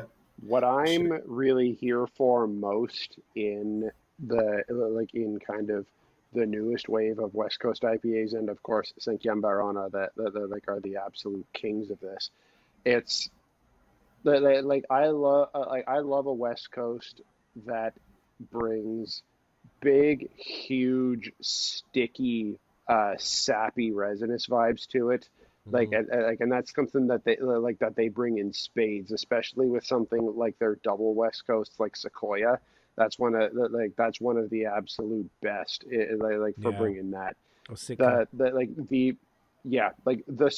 Sitka as well is another great example, where it's bringing like really, really dank, huge pine vibes, and like really just unhinged, like that kind of sticky resinous sweetness. I'm so here for that. Yeah, for sure. Have you guys ever done something like that, Maddie? Like as far as like obviously the Resurrection one, but did you ever get around to doing like that big ass, like like super clear Pliny clone-ish type of thing? No. I think the next time we do a West Coast, that's going to be the direction that we go in. Like we've debated whether or not we bring in like a more clean ale yeast, or if we try to do something like that with like, I guess almost in the cold IPA realm again, like a lager, super warm fermentation kind of thing. We've been kind of playing around with that concept wise in our head and which direction that we would go in. But yeah, no, I agree. I think it's kind of funny because like the hazy IPA was a response to like the hop wars, essentially, kind of, right? Like it was kind of like how much bitterness can you pack into a beer, and then this like soft, juicy, hoppy but not bitter thing came, and then it almost kind of like evolved into this, okay, how hoppy can you make it without it bitter, and then how hop saturated can you make it, and then how kind of like resinous can you make it, and then it's almost like you see these like cycles form where you like, I don't know if it's like a hype cycle or if it's like like everyone trying to do Hype the cycle, thing I better, think. like a friendly competition kind of vibe, but like, oh, like I had this, I really liked it, it was super bitter, but let me see if I can pack more hop character in, and then that leads to palate fatigue, that leads to hazy IPA, then hazy IPA is hop saturation, all the new hop products, biotransformation, all that stuff, and now it's like, okay, can we get like hop character in a kind of clear, easy drinking thing that's like bitter but not too bitter. That's like, you can still crush a couple of them. That's not like you're eating a meal. So like, there's always these like fine lines of things. I feel like that's like always a trend. I mean, maybe it's just more of a North American trend. I think in general with some things, or versus like more established like European beer culture where like beers exist, and that's kind of like for centuries, and that's how they exist in the same recipes and all that stuff. But like everyone's trying to one up each other, and then it leads to these bigger shifts in like beer tastes and stuff. It's Yeah, kind of funny. it is very interesting just to see the cycle. It seems pretty consistent, and I would mostly hope, because people have pointed out before, like, yo, imagine if you got into beer in like 2019. Like, you would probably have never drank a real West Coast IPA. You probably didn't do the full color wheel and nut browns and ambers and Yeah. blah blah blah, and Belgians and that. You would have probably come in with like Crispies, haze, smoothies, pastries. Like, maybe there's a bunch of people that's all they know. So Yeah. I feel like the importance of something like a West Coast IPA, just for like, it's almost like historical context. Like, you think that this fucking murky yellow milky water thing got here as is? Like, nah, man, there was a process for that, and to understand it, you don't necessarily need to, but like, wouldn't it just be fun to kind of see? And then there's like a new take on it, which kind of breathes new life into like a sub style of a, an umbrella type of thing. But has people ask you for like, yo, have you ever got like, do you guys have like one of these bitter clear beers? Like, has anyone ever really specifically asked you for that, or it's not like that aggressive? Not that aggressive. Like we honestly get asked more for like amber beers and wheat beers more Really? than yeah, but it's more of like people that come in, and like they see a brewery and they know, and like in the area too. I think again, like I was talking earlier about the seasonality of like the area, and how like in the summertime sometimes, you know, we want to welcome as many people in as we can, and to try our space, but they're not familiar with us and our brand sometimes, and so like they're familiar with like beer and craft beer in the like maybe more 2006 2010 context of like amber ales and wheat beers kind of thing, and you can go to the LCBO and still very easily get as many amber ales and wheat beers as you want, you know. Yeah. um, and so like sometimes I think that's what we see, but yeah, I feel like just as a trend, yeah, like drinkability is always, it's an underlying thing that you don't realize, because in the same way, like it's cool to go to a really fancy restaurant where they do these like super fancy things, and they do these whatever kind of crazy idea it is, like deconstructed whatever and super fancy whatever. Like you're not going to eat there all the time. Like it's an experience, but it's almost a chore sometimes. And like the further you get with a beer Yeah. to make it a chore, like you're going to drink like, even with something like the Harmony, kind of thing. Like that one's a little easier drinking, but maybe something like the Malevolent, like it's going to be like something that you have one of every once in a while after you drink a full flat of super dry or something, that's like how the what people want, and so yeah, you go like American IPA and West Coast IPA comes from British IPA being too malty, I think, for people's taste, and then people Mm. seeing like this resinous like sea hops situation that's like, oh, this is cool, and then it gets too bitter, and you're like, all right, well, this next thing that's more drinkable and can be more mainstream, more widespread, and you can have more and it's exciting and new, and then you have that, and then it gets too far in one direction and swings back the other way, and it just, I think that's something that you see across the board. Like we're gonna get too far. I think we're gonna get too far in the like lager side of like too. It's gonna swing on the lager side too of like too many decoctions, too much hop, too much whatever. That it's gonna swing back the other way too. It's just it always does that. It just because there's a there's a one-upsmanship that like everyone kind of always wants to do to stand out, and then everyone has to follow along, and then you hit there, and then it gets to the point where it's the runway is run out of like more stuff you can do, and then you got to go back the other way.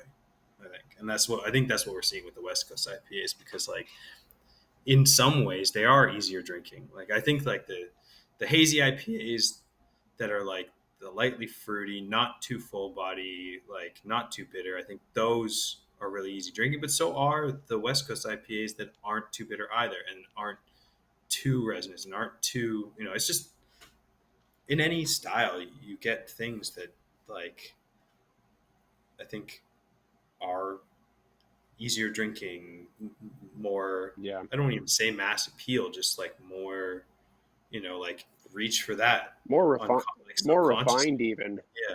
Yeah. Like I think it's a really great point, and I think we've actually hit a really good spot in New England IPAs right now, because there was definitely a period of time, like even just as recently as a year ago, probably, that I would say most of them, and even coming from the biggest hype places, were pretty thick in body, like very creamy, and like because that's kind of what really like the thicker and creamier and murkier the better.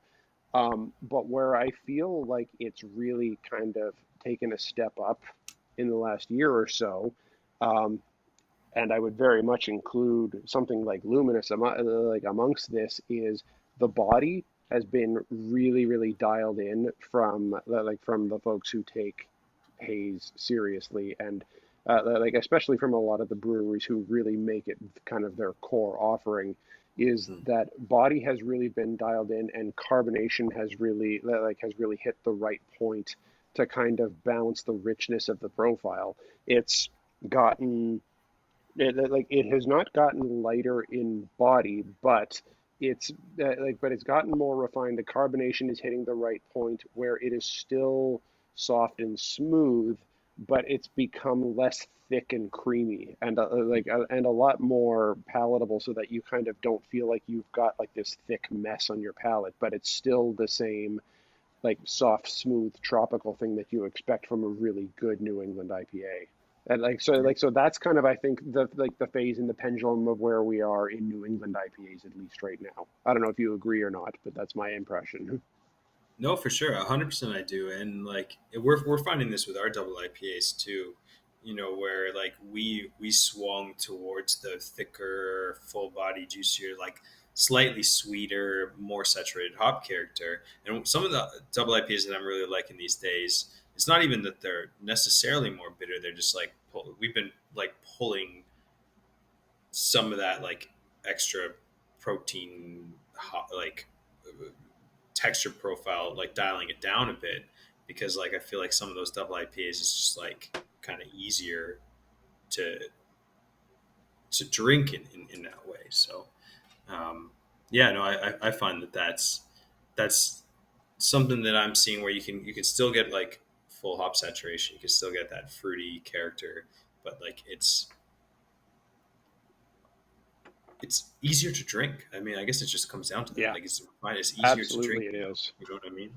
And Yeah, and that's something that we're always looking to. I think too. Like I feel like, and I think hopefully everyone is too. But like you're looking to like you go like it's an internal pendulum too. It's like a macro or not macro, but like it's a trend pendulum. But then it's like it's a hopefully at least the way that we see it, it's like a pendulum for how we approach our beers as well. Um, yeah. you know, Speaking of big body double IPAs, What a segue that was. Right? I was waiting. We I was do just waiting for you guys just to have a pause for a moment because I was like, let's Waiting go. to pounce. Waiting to pounce, boys. doing the hologram. We're doing the hologram here. All right. The way Maddie is sensually talking about the body of this beer has got me all fucking riled up, mate. Look I'm at gonna that. grab That that is, now. mate, you do it. You do it. That's a nice that focused really well on that can. Yeah, it did for once, huh? Doesn't Yeah, always do it.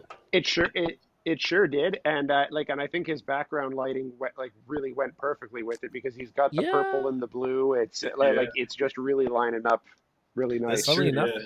it's just blue, and in the camera it looks pink and purple. Oh, that's right. Yeah, Yeah. but I mean, yeah, I it like looks it though. very. There's a lot of purple, It's going cool. on in Like it's from what it random as looks fuck, like. to be honest. Yeah, this is dope. So double IPA time. So this Yeah. one, Maddie, I didn't even look at it. Galaxy Moteca and El Dorado. This was canned on the 11th of July as well. So this is about 2 weeks old. Yeah. This is probably, what would you call this? The money zone? The money zone. Yeah. So this is I think Let's- this like we have been slowly like I mentioned just preceding we have been slowly stripping back a little bit of the body. I feel like this still has a lot of that. I think in our next double IPA we'll look maybe to dial it down a little bit. But the good thing about these is that it does provide that super saturated hop character. So it is not very bitter. I would say it's on the similar, if not like perception wise, lower bitterness than the Luminous. So like, yeah, I think you get I think you get a lot of that kind of hop character, and I think the Galaxy, Matueka, El Dorado. I mean, those are three of my favorite hops. El Dorado is, I feel like anything you put that in, it does well. How do you go wrong? Yeah, That's and the real Galaxy question. too. Yeah, man. Galaxy often can take over. Do you think it takes over this beer? I think it's pretty well balanced, honestly. I think it is. I think it is. I think believe you, that this Nathan. is. I think this is one more where just even through the fermentation and stuff, like I think it's a little more well rounded. Like the three hops, I think blend pretty well together. I don't think anyone dominates too much more than the other. Spectacular. It looks gorgeous, wicked looking body, super murky, sick, fluffy head, Oh yeah. big nose. Gentlemen, get that in you. Cheers.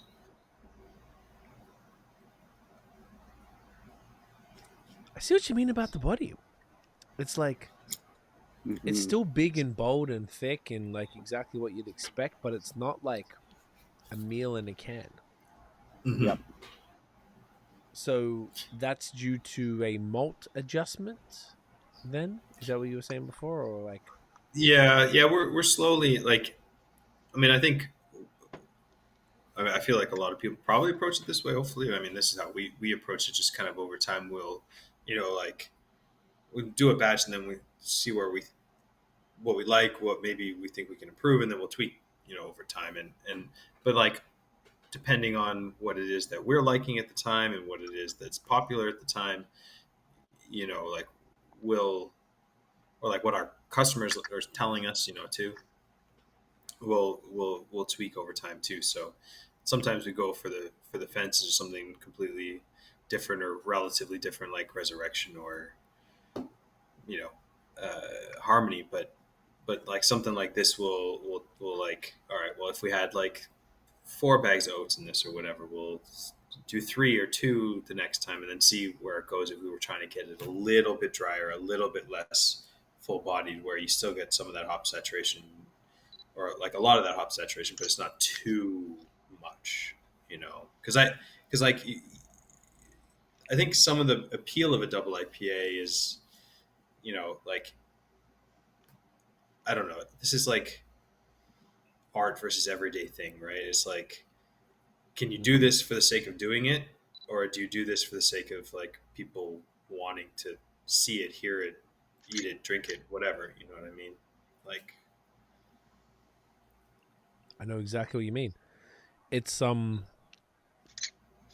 guess the word I'm looking for is super approachable. Not that double IPAs aren't approachable, but like it's like that it's like got a bigger body than Luminous, I would argue, but like Definitely. not to the point that it's insane. While still, like I would say that, and I would I would credit, excuse me, the El Dorado for that like sort of dank citrus, a little bit of piney, pithy grapefruit thing going on. That was intentional. I guess El Dorado is going to draw that out regardless. I don't think I've ever had an El Dorado beer or a beer with that in it that didn't have these characteristics, if I'm not mistaken. yeah, I think there's a good amount of like of the danky piney and then like candiness of the El Dorado that like works with the Hmm. peachy stone fruity kind of galaxy and the like lemony citrusy kind of Matueka. And like the more that you can layer kind of anything in it, like it adds to complexity, I think, across the board. And I think that's what these like hop combinations do. And it's always intriguing, um, trying to create something with the highlights of each of like the hop profiles that exist. And like different lots and different things obviously have slightly different expressions of those. But like, one of our favorites around the brewery is the master status, where we have it's Sabro, Galaxy, and Denali, and it's like pineapple, coconut, and like peach, and we're going for almost like a pina colada y kind of like character out of an IPA with no actual fruit, and like layering those things in. I think it's a fun thing. Like, I think that's why like we make sure, and I think a lot of people obviously do, but we make sure we put the hops on the can, because I think a lot of people like to know what it is that Yeah. they are drinking, because it's not always super obvious, but like when you see it, sometimes it's confirmation bias, but sometimes it's like, oh, I thought it was this, yeah, it is this, or I thought it was this, so maybe it's not. But like two things can combine to like taste like something else in some ways too, so like it's always, maybe it doesn't mean quite as much, but it's nice to know anyways. So It's imperative. I think I like to know. I love to know. I check Untapped if it's not on the can. Yeah. So I think it's important, just because like, some people could argue, you want to know what the malts are too. I'm like, that's cool. I feel like if I'm reviewing an IPA and just, even if I'm not writing about it, I'm thinking about it, I just want to know what the hops are, just because it's like a part of the beer education, I think, where it's more like, all right, well, if it's got Galaxy, Moteca, and El Dorado, I'm like, all right, well, I know the Galaxy has this sort of mouthfeel thing to it. Let me see if I can identify it. And El Dorado has this kind of like dank, pithy thing going on. So let's see if that, so on and so forth. And I think that's like just an exercise in flexing your palate to just identify and like play with it and be like, oh, okay, so the characteristics are probably from that. I don't know. I think it's just like a cool part of the beer journey to know what you're drinking. Yeah.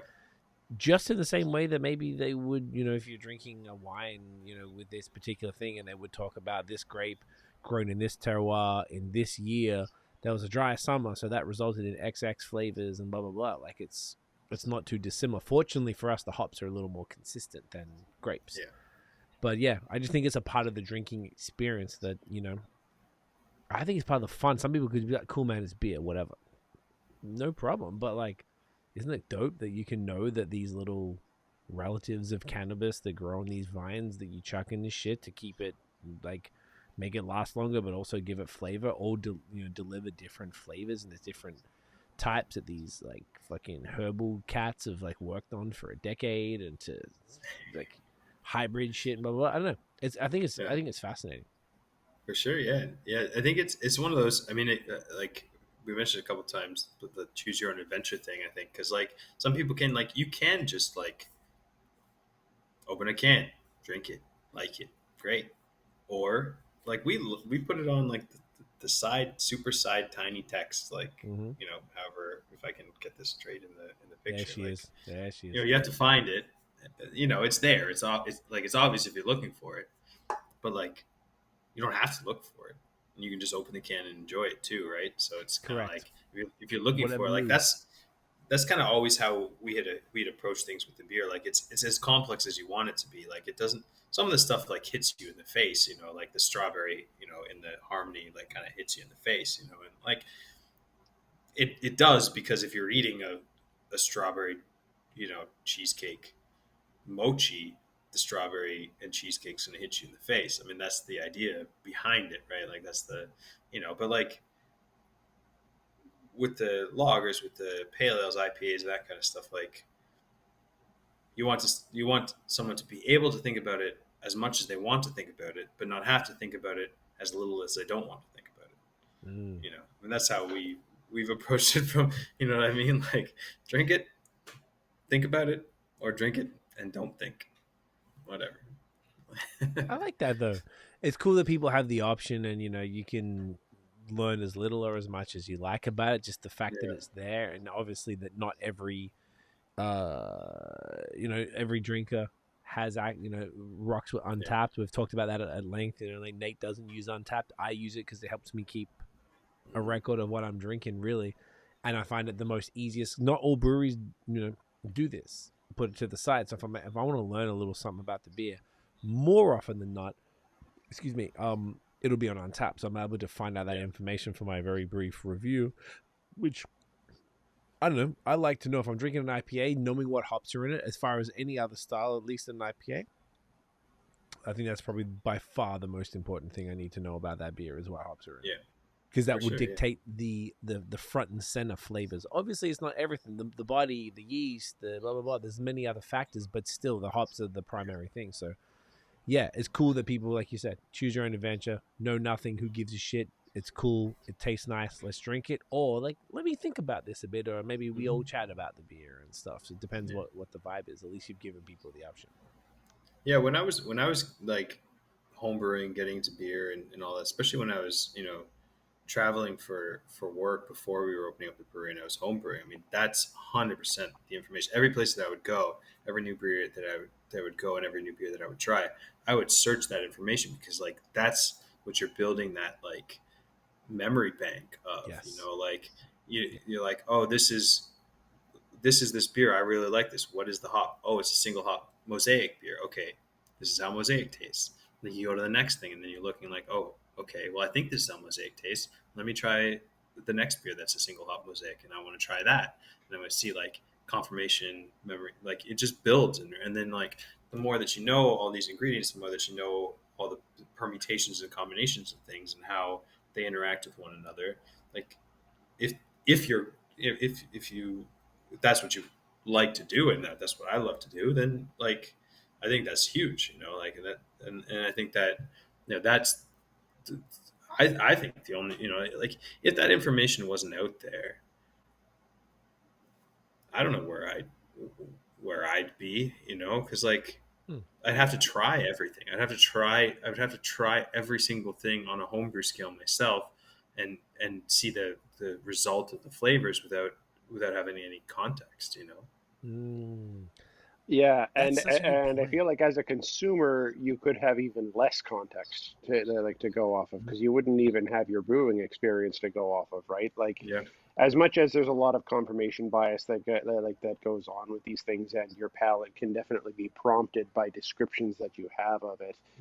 It is helpful as a consumer for sure to have some information to go off of. Otherwise, if you're like you're talking about, if you're going off of a complete blank slate, and as a consumer without any brewing knowledge, like you could really be kind of it can be overwhelming even to kind of describe it to yourself. Like never Yeah. mind if you're like doing it to write to write something in Untapped, or write an Instagram review or whatever.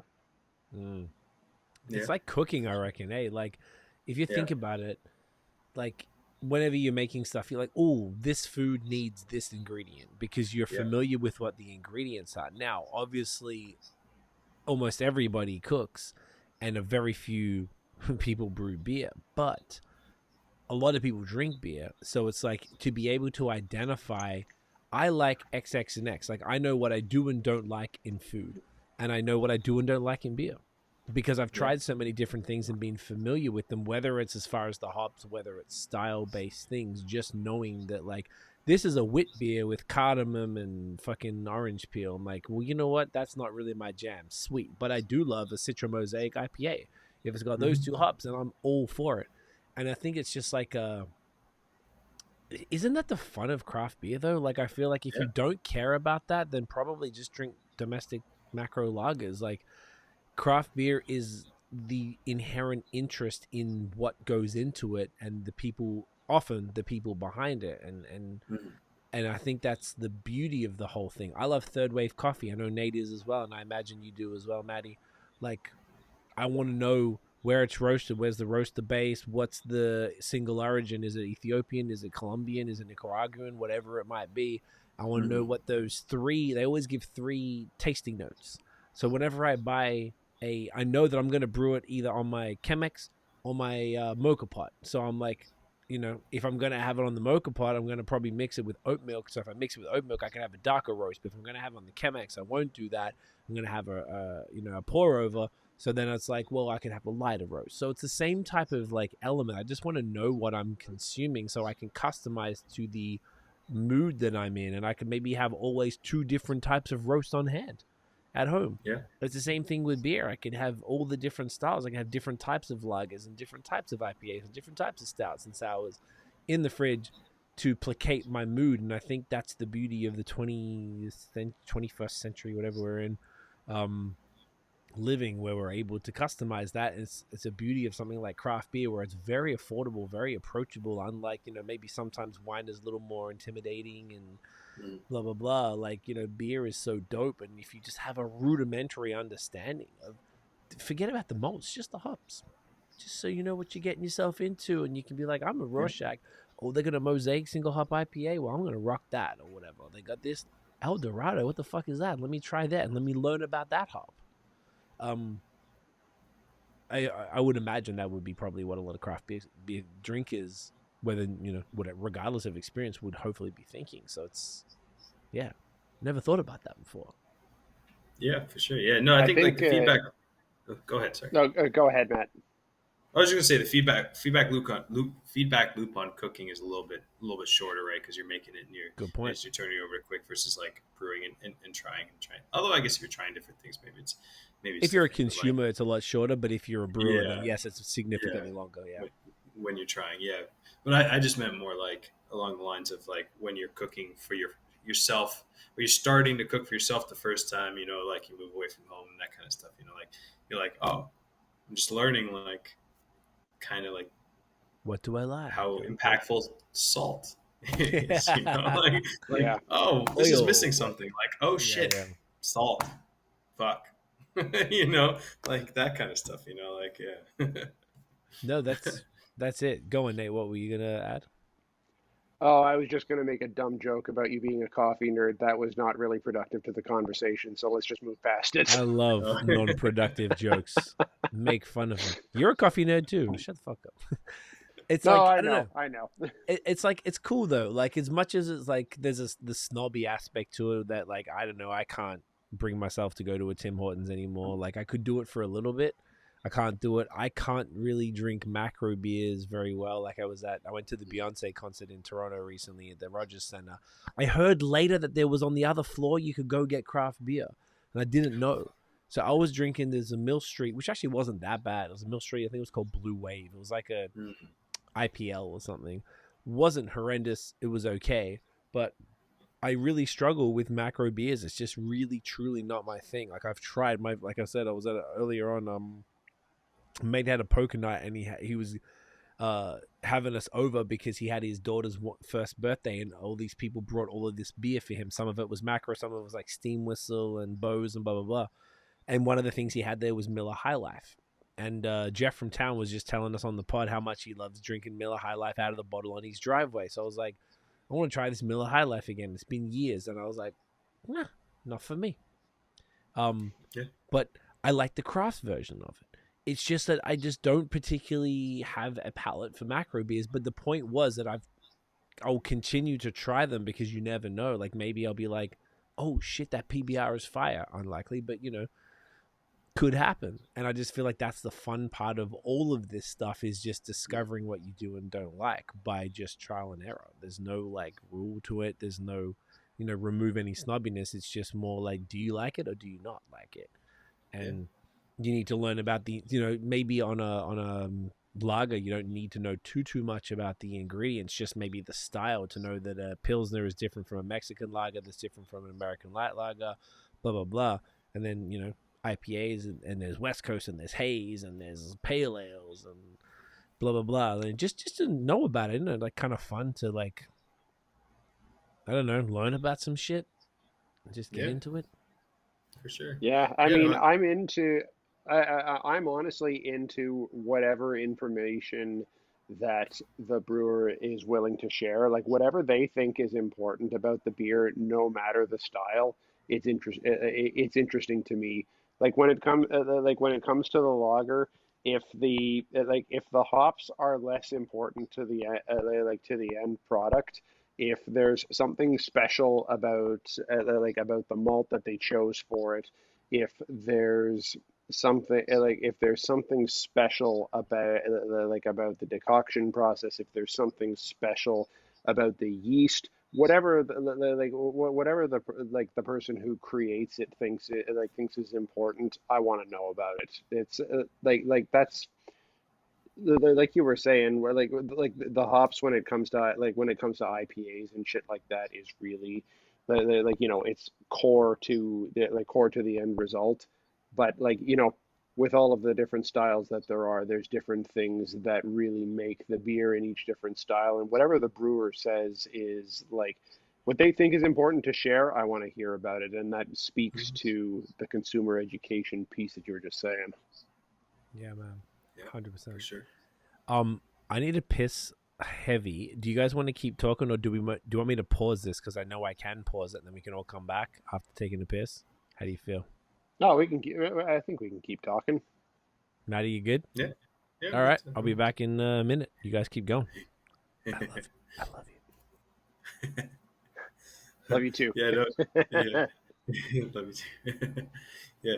No, it's funny. Like I think too sometimes, like you can appreciate. I don't think the majority of, I know some people that would say this, but I don't think the majority of people would say that like McDonald's is the best burger out there. You know what I mean? Like, yeah, I know some people that would say that, but I know a lot more people, if not the majority of people that I know, would say, I appreciate a McDonald's burger every once in a while. You know what I mean? Yeah. And I think that goes with the macro kind of thing that Craig was saying, like, like you can see why people would like it. No one or very few people are going to argue that like whatever it is the best thing that they've ever had, or the best thing that they will have, or whatever. But I think there's a time and place for a lot of things. If I'm going to reach, like if I have Highlight, I'm going to reach for that over, a High Life. But if a High Life is there, I'll have a High Life. Like it like sometimes it's just kind of like that situation. And I think that's the same with McDonald's. Like there's a McDonald's across from the brewery. I've eaten more McDonald's than I care to admit, because it's like cheap, easy, convenient.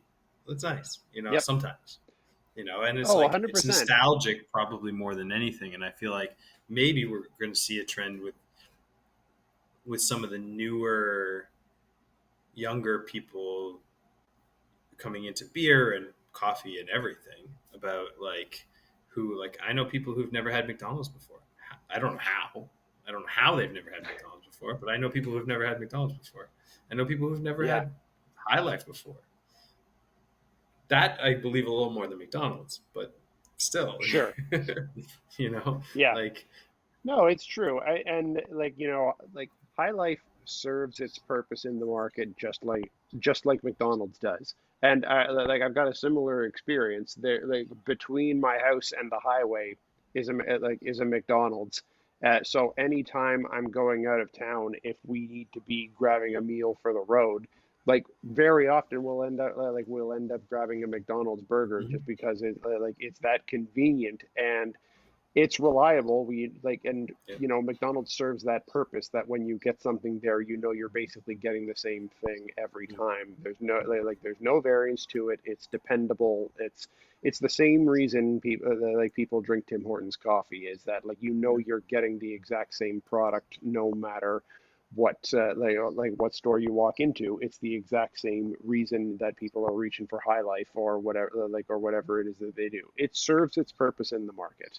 And similarly, I would much, much, much rather be drinking a highlight.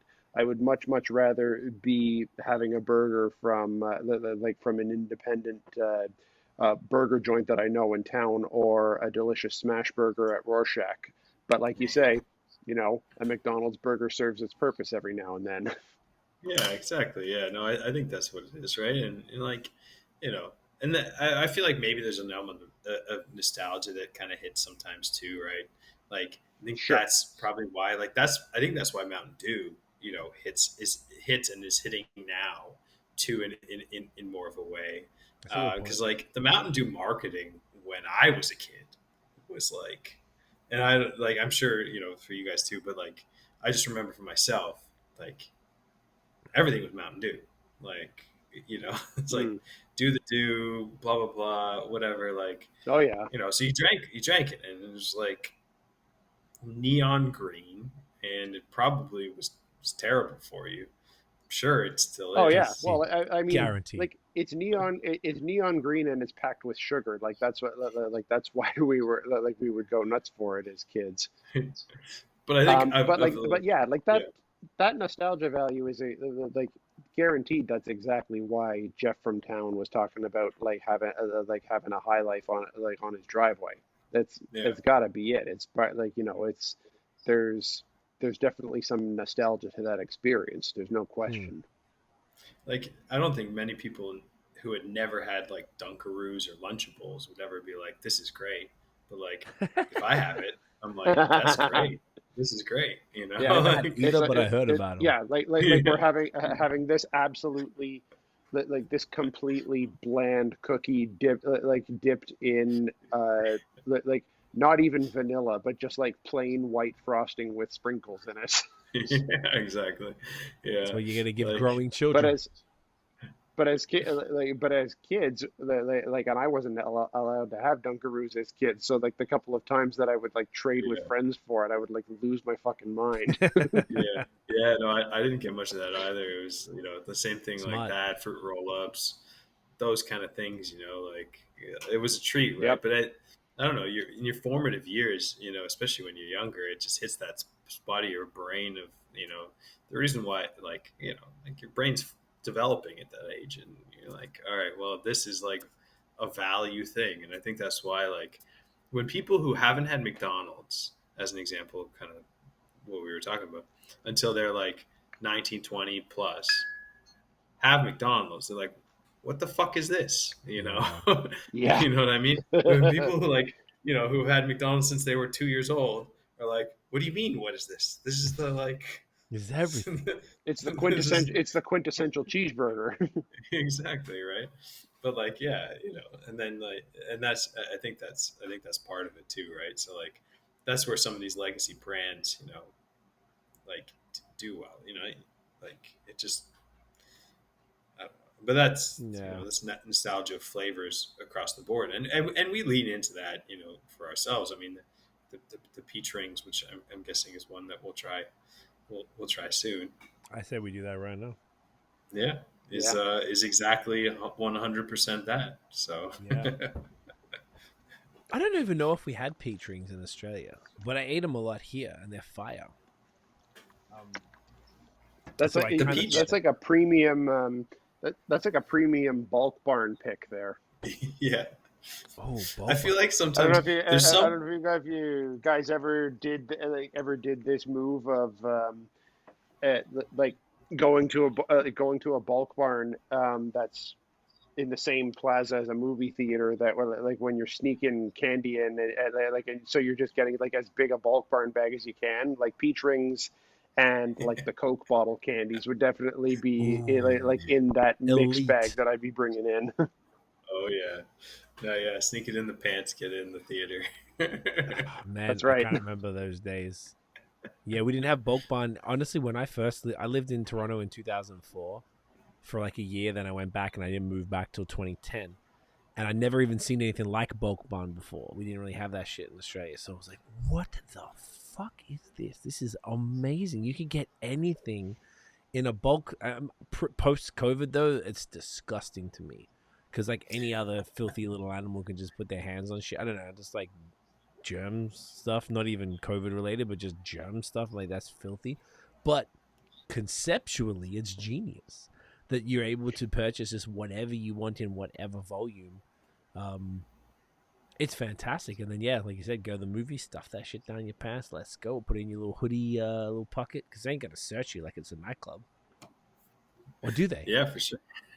Just no, they don't. They But don't. I was Okay. like now I don't know why I never thought about this before. Just like the sheer amount of sugar that I would have consumed in like in a 2 hour span of watching a movie. I don't know how I didn't get sick off of that. I think as resilient Oh, young buddies, Nate. oh my God, yeah, youth. Am I right? Youth, right? I'm gonna grab that guy. Yeah, grab that up. So we're gonna bring that feeling of youth back with this Jolly Beans peach ring sour here, Nathaniel. Look at that, mate. Ooh, Yeah, let's do it. gorgeous. This one was July, so it's super fresh. Fruit candy flavored beers. Well, I'm here for it. Yeah, I really love peach rings. As Yeah. far as like my North American candies, I feel like peach rings are elite. I feel like just peach period in beer is you cannot go wrong. Yep. Well, I mean There are that's a some. quintessential. It's a quintessential hot flavor too, right? Like, That's true. There What are are you gonna some say? fruits that you can argue that taste better artificial, and there are some fruits that you can't do. Mm-hmm. I mean, peach candies. Come on, right? Yeah, like I mean, I feel water like oh yeah, gold's one too. easily works probably the best.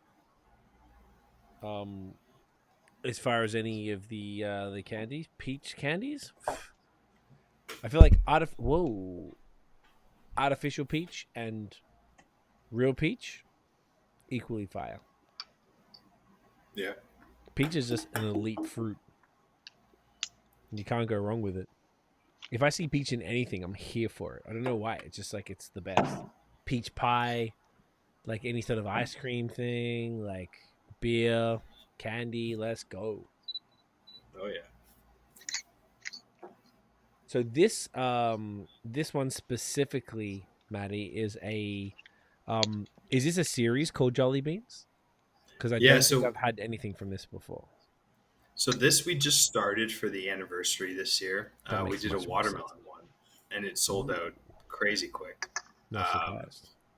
so it was it was Jolly Beans. It was watermelon candy, um, flavored like sour beer.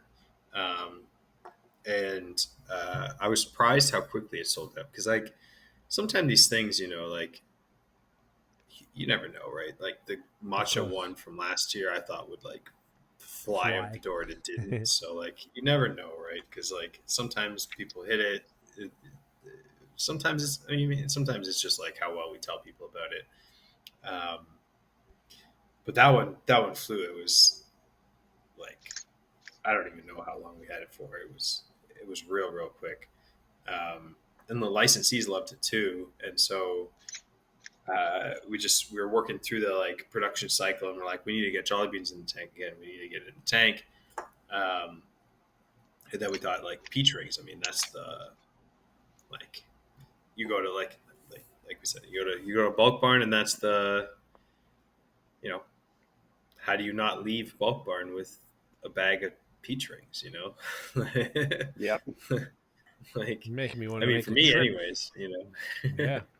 So that was the next one. We're gonna do a cherry one and a grape one, but yeah, this is this boy. Let's get that in us, gentlemen. Cheers. Cheers.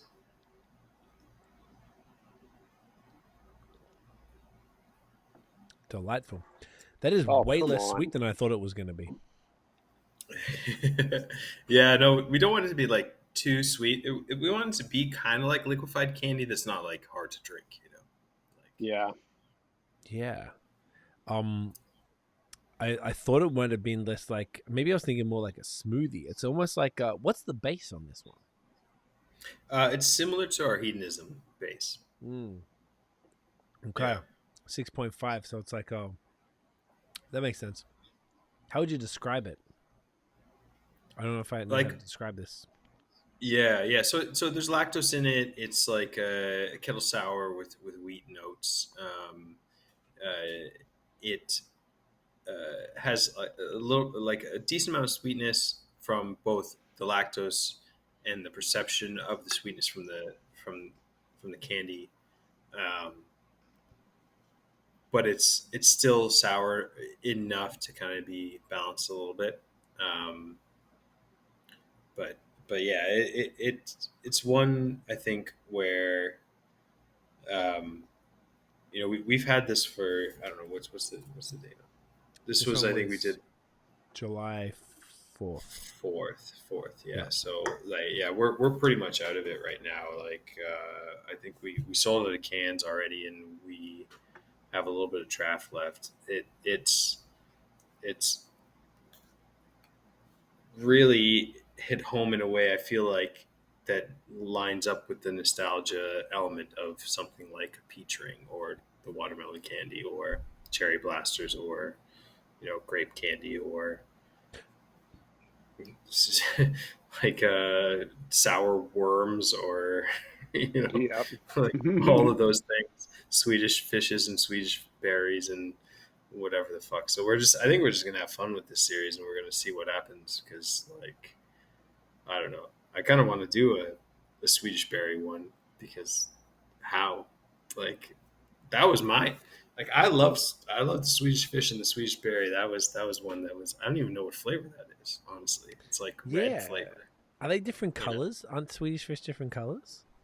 There are some that are different colors. Some of the packs, they come in the different colors, and there's some that are just the red. And I don't know if they all taste the same or they taste different. I have no idea. Red. It's probably Red some flavor. trick they play on children just to keep them coming back, Red flavor is definitely a flavor. Yeah, that's hilarious. So could you, I guess it might be tough to like, could you like recreate it in that way? Like, could you do a Swedish fish version? Because it's like, how do you even, like you said, what does red fucking taste like? Because there's red dye, but then there's like, is it raspberry? Is it strawberry? Is it cherry? Is it like, is it a blend? And you're like, it's red.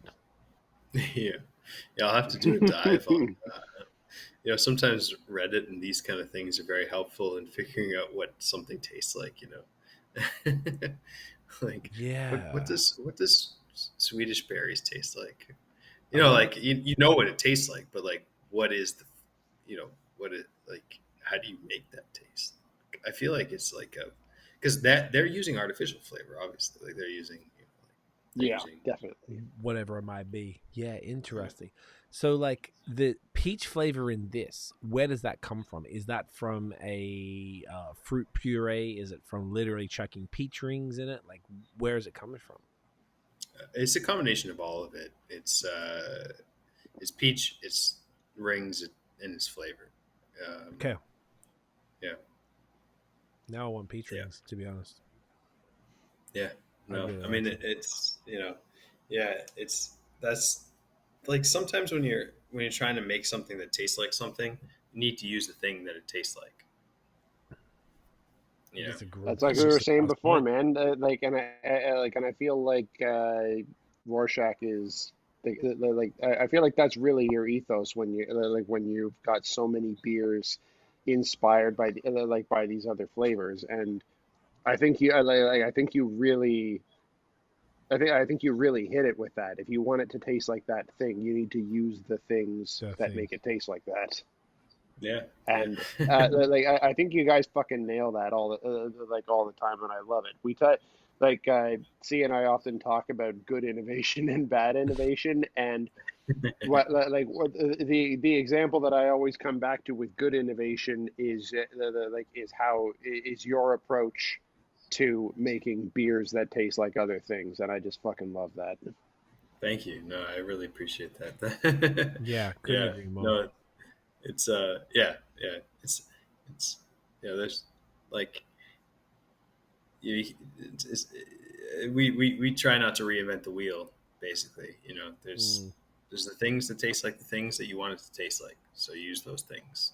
yeah. Yep, That's that's Like it. what you do is like aggressive because it's like it's not like nothing's really that subtle, but yeah. it's not over the top, and I think that's the fine balance right there. Mhm. Like you're able to do something ridiculous like make a peach ring flavored sour that tastes like peach rings, that has peach rings in it alongside other sort of peach flavors, but it's not too sweet. It's not like hurting my teeth sweet like the actual, Mhm. if I ate a bag of peach rings right now like Nate did at 12 years old at the movies, then that would probably not do us so good at this ripe old age. It's Yeah. some of That's you guys very have really charitable of you. I was definitely doing that at like 18. Me too. Me too. trust me, my brother and my parents owned a toy shop when we were kids. They bought it when I was like 8, and because we didn't get to go hang out with friends after school, it was in a mall, so like they would let us eat anything our whole life. So you guys said you were restricted stuff. We had roll-ups at school, chips. We had every day after school you'd have like some like they call it like a bucket of chips, but chips are fries in Australia, and like chocolate and just all this shit all the time. So we grew up. I didn't even know how me and my brother would not have diabetes. It's insane how much stuff we ate, because I think they felt bad because we didn't get the normal life where you went home and your friend came over and blah blah blah. Um, so what was my point? The point, I guess, with the I was doing that shit from way too young, like eating that type of garbage way too young, and then like now I think me and my brother have also kind of stopped doing it because we did it so much as younger. Like I didn't need like a tiny little bit and I'm satiated. Like whereas like as a kid you could just fuck it and just keep shoving it in and pause and you're never ends. So it's interesting, and I like that this to me as like I'm still very very partial to candy, but I like it in small doses. This Mhm. scratches the candy itch by being just sweet enough, but being not too sweet that you could crush this whole can and feel completely like I had a sour beer, and it was basically like liquid peach rings, but I don't feel like my teeth are hurting. It's fantastic. It's exactly kind of what I'm looking for in this type of like fun beer. It's dope. Thank you. Are Yeah. there No, other? Yeah, keep going. Sorry, brother. no. I was just gonna say, no. It's just a fun thing that that we wanted to do, and it's exactly that. It's like you want it to be the reminiscent of that thing that it is, and um, Without being like, it, yeah, like it can't be too sweet, right? Like if it's too sweet, then because you don't want it, you don't want to be drinking liquid sugar, like you don't Nah. want that to be what it is, right? So like it gives, you know, excuse me, even your heresy, even your smoothie sours, which have a ton of fruit puree in them, are extremely like well balanced. Like said like I've had them frozen multiple times, glorious.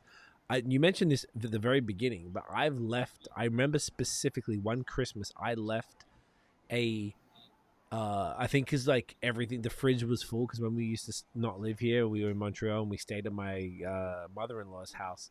The fridge at Christmas, she's an insane cook, so like there would be so much food we'd have. It's obviously Christmas, so you'd have some stuff just sitting on the balcony in her apartment, and then some stuff in the fridge. So sometimes I wouldn't always have space for the beer. I remember leaving a heresy in her living room for a full week at room temperature. Glorious, no issues, no problems. It just shows how well packaged they are. But those beers I think are like they're not over the top as well. So I feel like you've found this weird balance between over the top because it's kind of ridiculous, some of the shit that technically on paper you're doing, but it's not over the top in the execution. Like a strawberry shortcake dessert lager is obscene, but the fact that it works so well and it's so balanced and it's got some bitterness in it and you taste the lager in it is like, I even feel like a purist must be like, they have to concede, even if they're not into like, you know, the stuff that we're all into. Like, fuck yeah, they really nailed it. You know what I mean? Like it's cool, man. Like you've found this really interesting balance. Like it's a genuine, like, it's cool. Like was that I guess that was probably always the aim, to find this sort of like middle, not even a middle ground. Like, is that accurate? Did you find the middle ground intentionally?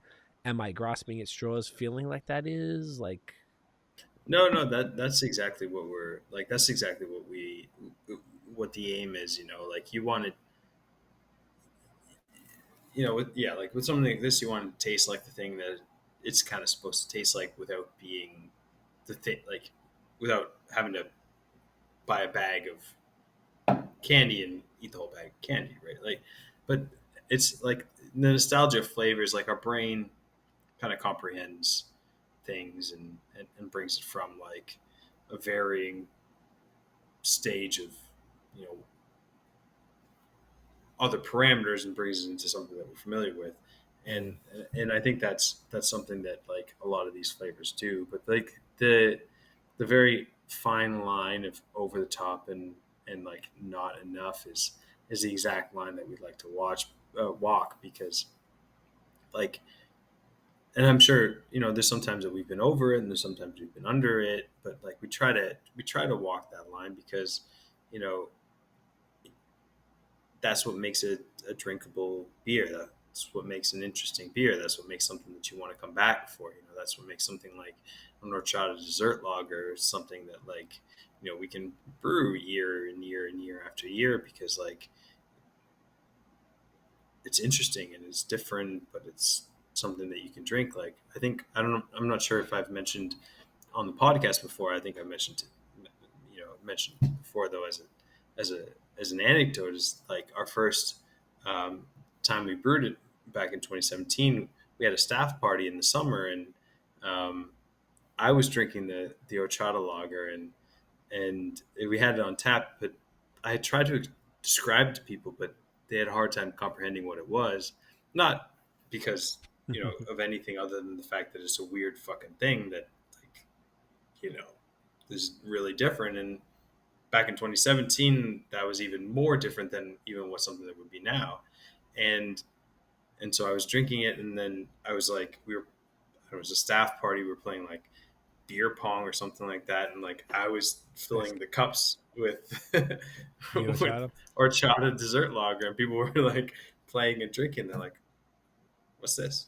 I'm like, oh, this is our horchata dessert lager that you're chugging right now in a beer pong game. You know, they're like, fuck, it's good. And then after that day, that was the staff favorite. That was the staff favorite. You know, we still get it, like, you know, especially for our staff of that time, but still now. But it rotates a little bit less frequently now. But it's still a favorite at the brewery. But, you know, people were like, how can it be like light and desserty at the same time? It's like a really interesting contrast, and I think that's a fun and fine line. And, you know, we just want it to be that balance of different but familiar, interesting but not over the top. Like, yeah, I get it. I also find it gangster that you guys are playing beer pong with real beer in the thing. We usually play with water in the thing, and you just sip your beer. Because who wants that dirty ass little fucking ping pong ball that's falling on the floor in your beer that you have to drink? Like, we're not 18, bro. These days, you know. Maybe germaphobes. Yeah. You know what? 2017 was like 3 years before the pandemic, which is fucking stupid to think about. Oh my God. You know what? You're probably right. So it was like, whatever. I think when did I discover it? One of my friends used to have parties all the time, and he used to always have a beer pong table, and I was obsessed with it because I like just throwing. I always played basketball, and I like throwing garbage in a bin and trying to get in, or even like in our laundry, get the socks. I'm like, ooh. So I love beer pong. I'm not too bad at it, but I'm like, I don't like the idea of the dirtiness of it. So I like the idea of it falling in water, but I think it's more you're at a brewery. You got like plentiful beer, so you're like, yeah, whatever, bro, drink that shit. I like it. If it's dirty and all that, Fill up another we'll cup. put it aside, clean the glass, all that stuff. But Or you leave it in there, and you just have another separate glass, and you just fill it up with the systematic right there, and check that Horchata Lager. Yeah, now you're getting me to think. Now you're getting me to think back to when my friends and I were playing quarters, where you flip the quarter into it, and like coins would be even worse. Like, how fucking dirty is that? So hang on, what do you mean? You flick the coin and the coin went into the beer. So you take a quarter and you throw it down on the table with the goal being to try to flip it up and have it land in your glass of beer, and then and if you land yours, the other one has to drink it. Honestly, man, I respect it, but when we were children, that's no. It's a whole other thing. It's a whole other thing. I respect it, but that's what the alcohol is there for. That's it cleans it up, I guess, right? Just do it with a 11.9%. 11.9% malevolent.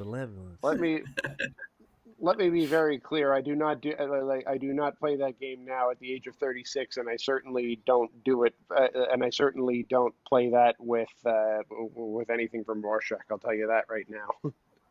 We would never disrespect any good beer like that. I was at my mate's house recently where I had the Miller High Life, and we were playing beer pong, and we did poker, and we did beer pong with the water. Thankfully, they were down with the water, and if you got it, you just had to take just a sip of your cup. We're not 18 where you're like, chug it, bro. Like, this is a marathon, not a sprint, motherfuckers. Like, we're not, there's a very different next day as opposed to like 20 years ago. Like, god damn it. Shall we? Because I just noticed we literally just hit 3 hours. Should we? You want to hit that final one, and we'll bring this bad boy on home. Yeah. Let's crack the final one and bring it home. That's pretty dope that we made it through all 7. Oh yeah.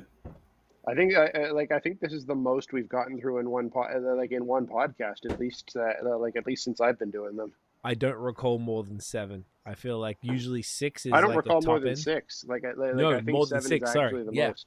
You're 100% right. I don't recall any more than this. And of course, Matthew had to come through with the glorious shorty cans. And this is it definitely does help. Because all of these, local fave here.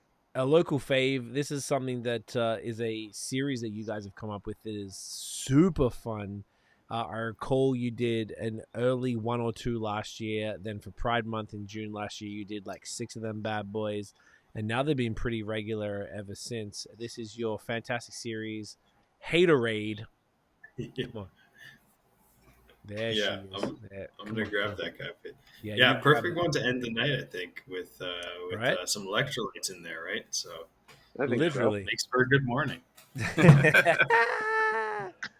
Oh, Matthew, you crazy guy. I haven't not had this one. Have you had this one before, Nate? We're drinking Haterade Orange Power Drink Sour. That's what it says. No, the only this is only the second Haterade that I've had. The first one being Glacier Frost. The Glacier Frost that we had that we had with Evan, and now here we're having the orange. These are the only 2 I've had. Okay. We have to get you the blue one. Yeah. I think that was that the first one? Yeah, that was the first one. That was last year's anniversary. Yeah, I had that one. That shit was like, what the fuck are you doing? I'm like, oh, this is a Rorschach beer. God damn it, this is what I'm saying. I think this is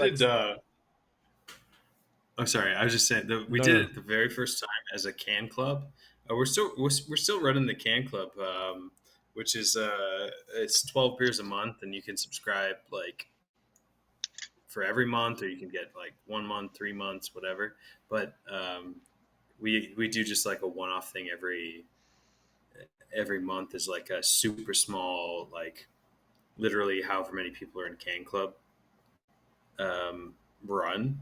And we did a blue one, and it was blue Gatorade sour, and it was so blue that you knew the next morning that you drank a blue beer from By why? Tell this me. is a family podcast over here.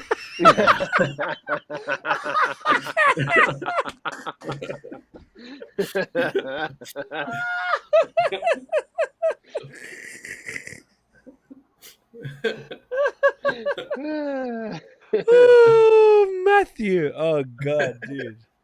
Fucking Christ. Yeah, it's a family podcast. I don't know why that's so funny to me. Well, I guess there's no blue tomorrow to figure that out. I guess that's what happens to my dog. You know, boys, get that in you. Cheers. Cheers. This is orange power, orange Gatorade right here. I can taste the electrolytes. Oh yeah, no, it's gonna help for tomorrow. It's gonna help. Okay, okay. I'm gonna have to make sure. And this is only 5%, so it's basically water. Dude, can you read it? 6.5. Oh no, I was looking at the Untapped. The Untapped is lies. Okay, Matthew. I feel like what's happening is that there's other people who aren't you putting your Untapped out there, and I feel like they're misleading the people. Yeah, we need to tighten that up.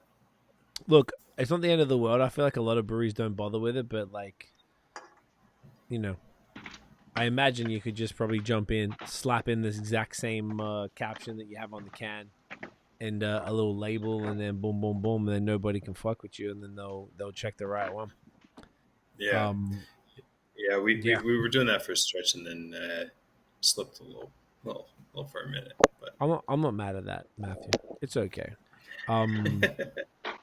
This is tasty as hell. So, did you do this one for the Pride releases last year with those like the rainbow ones, or was this different?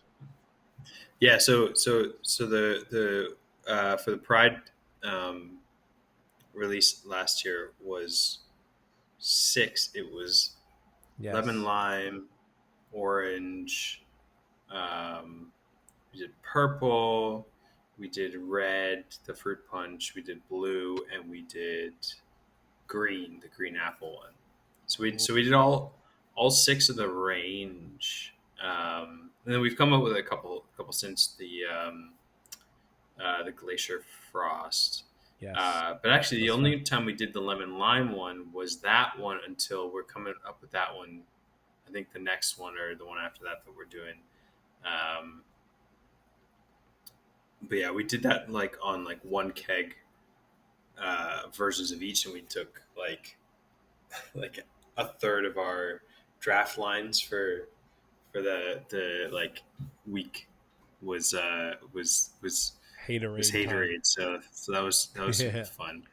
So, but yeah, no, that was great. We we were hoping to do like a version of that this year. It just the timing with the Haterade and that didn't work out properly, but that's okay. Well, I mean, you've done it like a lot since then. So like it's almost like you came last year with the 6 ones, and now you've been able to drop some new ones and bring back some of these ones, and it's like a really fun series. Yeah, I think like it's just, again, I think something like like flavored energy drink thing is like there's nostalgia there too, right? Because like you're drinking it, like soccer practice, hockey practice, whatever it is, like it's there. Yeah. It's no question. It's I think it's like one of the most fun. Once again, like you already know how I feel about everything you do that's fun. It's just one of the most fun series, man. Like, and they're all very different. And you have the orange one, and there's no like orange fruit puree. This is fucking Gatorade powder in the stuff. Yeah, You know, No, this is Gatorade powdered Gatorade syrup. It's yeah, it's so fun, this. bro. Have you ever? I know, like, I've never seen anything like this. Has anyone else ever done anything like this at all? I'm not sure, honestly. This is one that I hadn't looked up. We did it for last year for the anniversary, and we just, I think, well, because we had done it for the Can Club, and it was such a, like, I was worried about how blue it was because the next day everything was blue, and I was like, fuck, like, What have we because we done? did it, and I like drank it first, obviously, because I'm like, all right, well, I got to make sure it's good. And then the next day everything was blue, and then we packaged it, and we're like, I think we need to tell people, like, we could sell it because there's nothing wrong with it. It's not harming people or anything, but we need to tell people, like, if you notice, there's nothing wrong with you. There's just some blue. you know, It travels. It travels, exactly. And so like, everyone fucking loved it. Like, people came back and they were like, I need more of this, and we're like, we did it just for Can Club. Like, we did it just for Can Club. Like, we made, like, a couple cases worth. Like, that was it. Like, we made, like, like a small kegs worth. That's all that we did. And they were like, well, you need to do this again. You need to do this again. So we did it for the anniversary, and it was like equally as blue, and maybe didn't elicit quite the response, like quite the biological response, but it, you know, but it I came don't recall close. any biological issues, by the way. And I had that glacier. I think I had the blue and I had the glacier frost, which were both, whatever that color that the powder has in it. That's what. Yeah, Everything was we blessed. we dialed it in a little more recently. Okay. The anniversary one. I don't think the anniversary one really hit it quite as much. It was mostly just that very, very first one that we The weren't sure Can the Club ratios.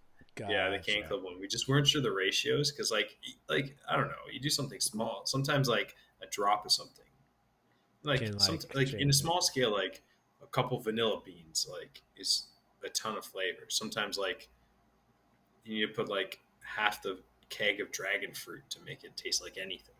Like, that's like the ratios sometimes for things are just so varying. So, like, when you're doing something for the first time, like, it's hard to tell like, how much you need, and then, like, you hit a point where sometimes it's too much, sometimes it's way too much, sometimes it's not enough, sometimes it's way not enough. And you can only just, like, get the response and see what happens after. But no, the blue one was a fun one. So yeah, we kept going, and yeah, so yeah, like, we did that one, and then it was so popular. It was the one that we heard the most back from the Can Club members of, like, you need to do this, you need to do this, you need to do this. So we did it for the anniversary, and I think on the can it still says, even on the, no, I changed the text on for the different ones. For the blue one, I think it still says, like, we did this, the first full release of our Can Club, like, member thing and whatever. But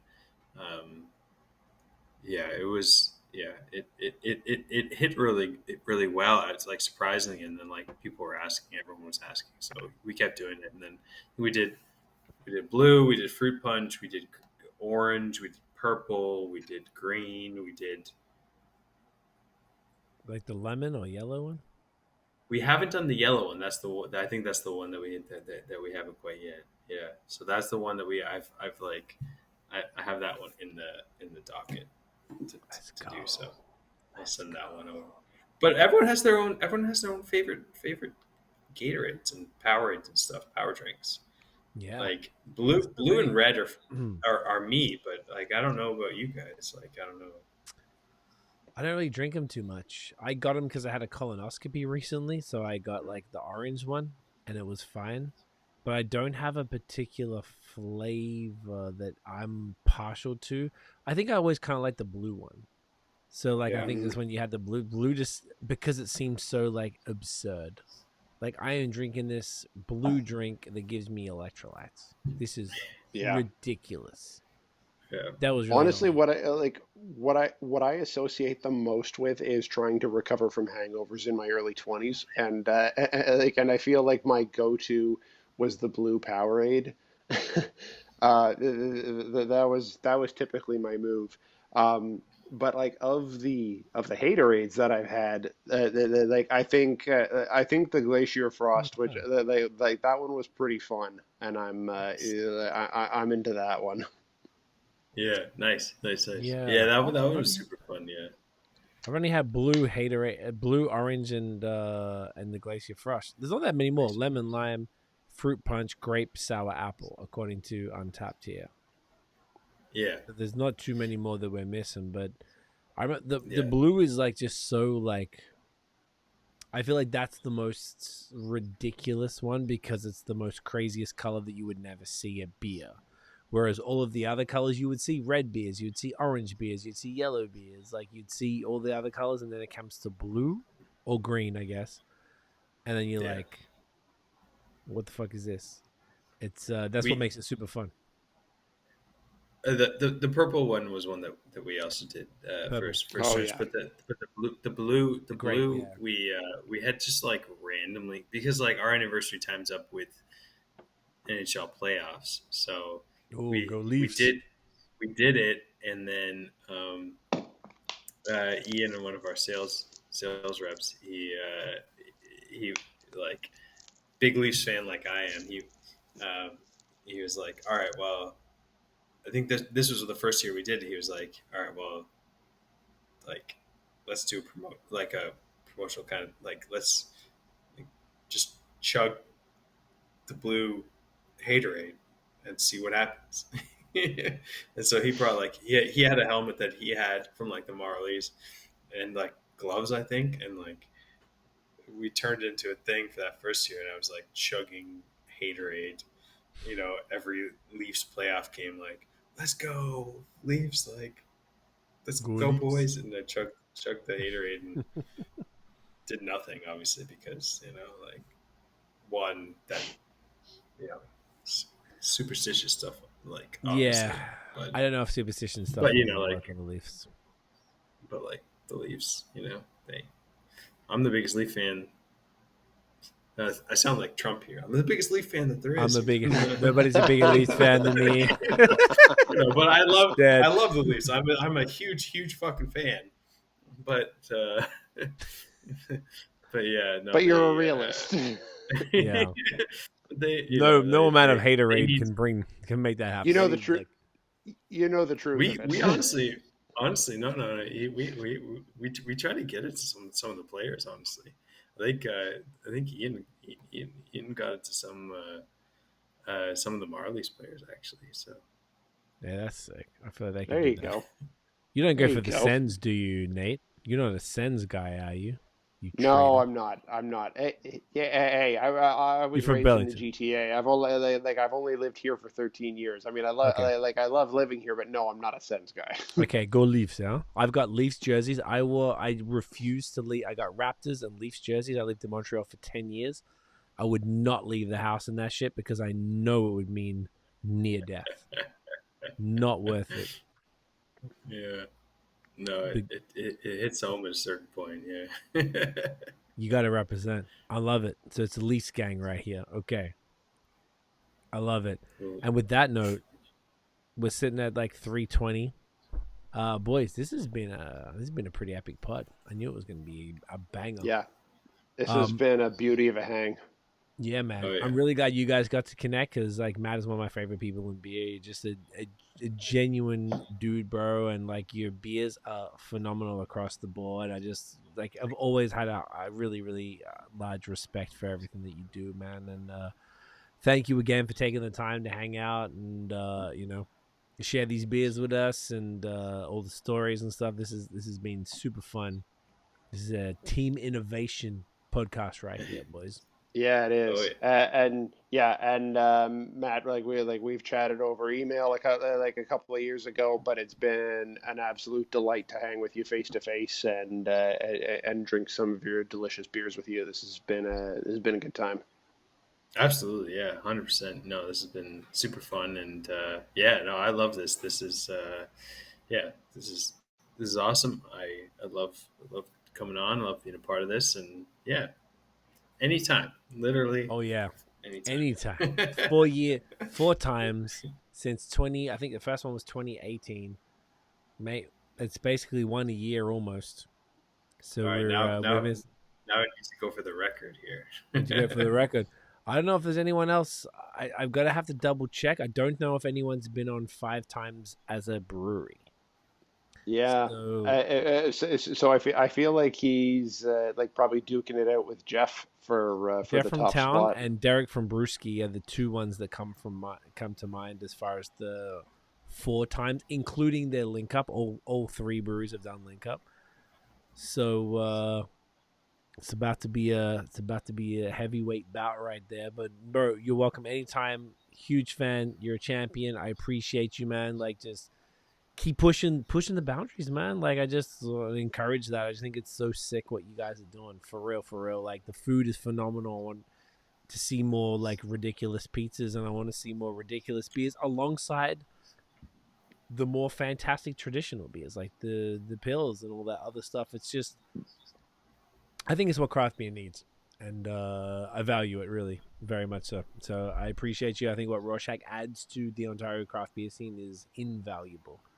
And it's really important because I feel like it's gateway stuff, and it's fun. And beer is meant to be fun, and we can't, you can have some really high quality lagers and other beers, whilst also throwing shit at the wall and trying some really fun stuff that is also equally quality and super fun, and converts people into craft beer. So please keep doing what you're doing. Don't ever stray from that, bro. I love to Thank see you. it. Couldn't agree more. Thank you. No, so thank you so much. Thanks for having me. It was super fun today, and yeah, always love a chat, and those are super kind words, and I love You're you a G, guys. Maddie. You know the vibes. I'm gonna come see you. We're gonna come see you. We're gonna get Nate down. I'm gonna come see you, but we're gonna need Nate to get down and check out the spot. Yeah, Yep. anytime. Let's take a quick thumbnail. Even though we're doing it differently, I'm gonna take this anyway because I use this for other things. Because Tiff is Matt, you already sent us the photo. Now we're gonna make it all pretty, but I feel like we're still gonna use this for something. So let's take a little screenshot thing right here. Ooh, what are we gonna do? Oh shit. Oh, what are we gonna do here? Oh fuck, there's so much fire. I gotta grab. What am I gonna grab? There's too many cans. There's too many Too cans. many cans. I've only got one hand, but between us all, we should basically. How do I? There you go. Maddie's got double fisting. There we are. There we All are. right. Y'all ready? Oh, don't cover that Can't even- beautiful face, Matthew. Don't cover that. There we go. There we go. That is gorgeous. Matthew, where can everyone find Rorschach online, sir? And in real life? Yeah, no, it's RorschachBrewing.com. It's at Rorschach Beer on the socials, and it's 1001 Eastern Avenue, Toronto, Ontario, M4L1A8. Put it in your Postal calendar. code. Put it in your Google No Maps. one's ever given the postal code. And- Oh, Yeah. shit. Off the They cuff. send him some snail mail. Snail Yeah, mail, exactly. put it in your phone, save it under the address. Fucking don't Checks worry about it. only. Checks only. The Canadian banking system, don't get me started on the fucking... It's not 1983, Canada. What the fuck is your obsession with checks? Who has a checkbook? But anyway, send Rorschach a check, though. They'll take that shit, and then they'll send you beer. Yeah. Yeah, keep 100%. going. Sorry. So Rorschach Beer, you can order a beer online. You ship anywhere in Ontario. Anywhere in Ontario. Yep. Yeah. Amazing. Yeah, we have full list anywhere in Ontario. Order online. RorschachBrewing.com. Rorschach Beer on the Insta and Twitter, and we're doing some fun stuff. So keep an eye out. Please. Come through, get a pizza, get some beer, ask But for yeah. a hug from Matt. Ask for a hug because he will get. No, I don't want to put you on that. That's not fair. No, That's not fair. There's no As Nolan said for the anniversary, that I was given piggyback rides, which thankfully didn't happen. But a hug is a little bit more manageable, so I'll take that. Yeah. You rather a hug? Okay, so ask Maddie for a hug and say, "Hey, BAOS said that you would give us a hug alongside my beer purchase and food purchase," and Matt will do that. He will honor that because he's an honorable man. Nathaniel, where can everyone find you online? So, You can find me everywhere at NathanDoesBeer and right here at BAOS Podcast. you gosh darn right. Maddie, stay online. We'll finish up afterwards. But guys, this was a fantastic pod as expected. Guys, thank you so much for watching and listening. If you enjoyed the episode, smash the thumbs up, hit subscribe below, hit the notification bell, Nathaniel. Ding. So you know when the new drops. Follow us everywhere at BOS Podcast. Check out the long form audio so you can hear attractive individuals like Matthew talk about craft beer every week. We drop every Wednesday. You know the vibes. We'll see you in the next one, guys. Get in here. Cheers.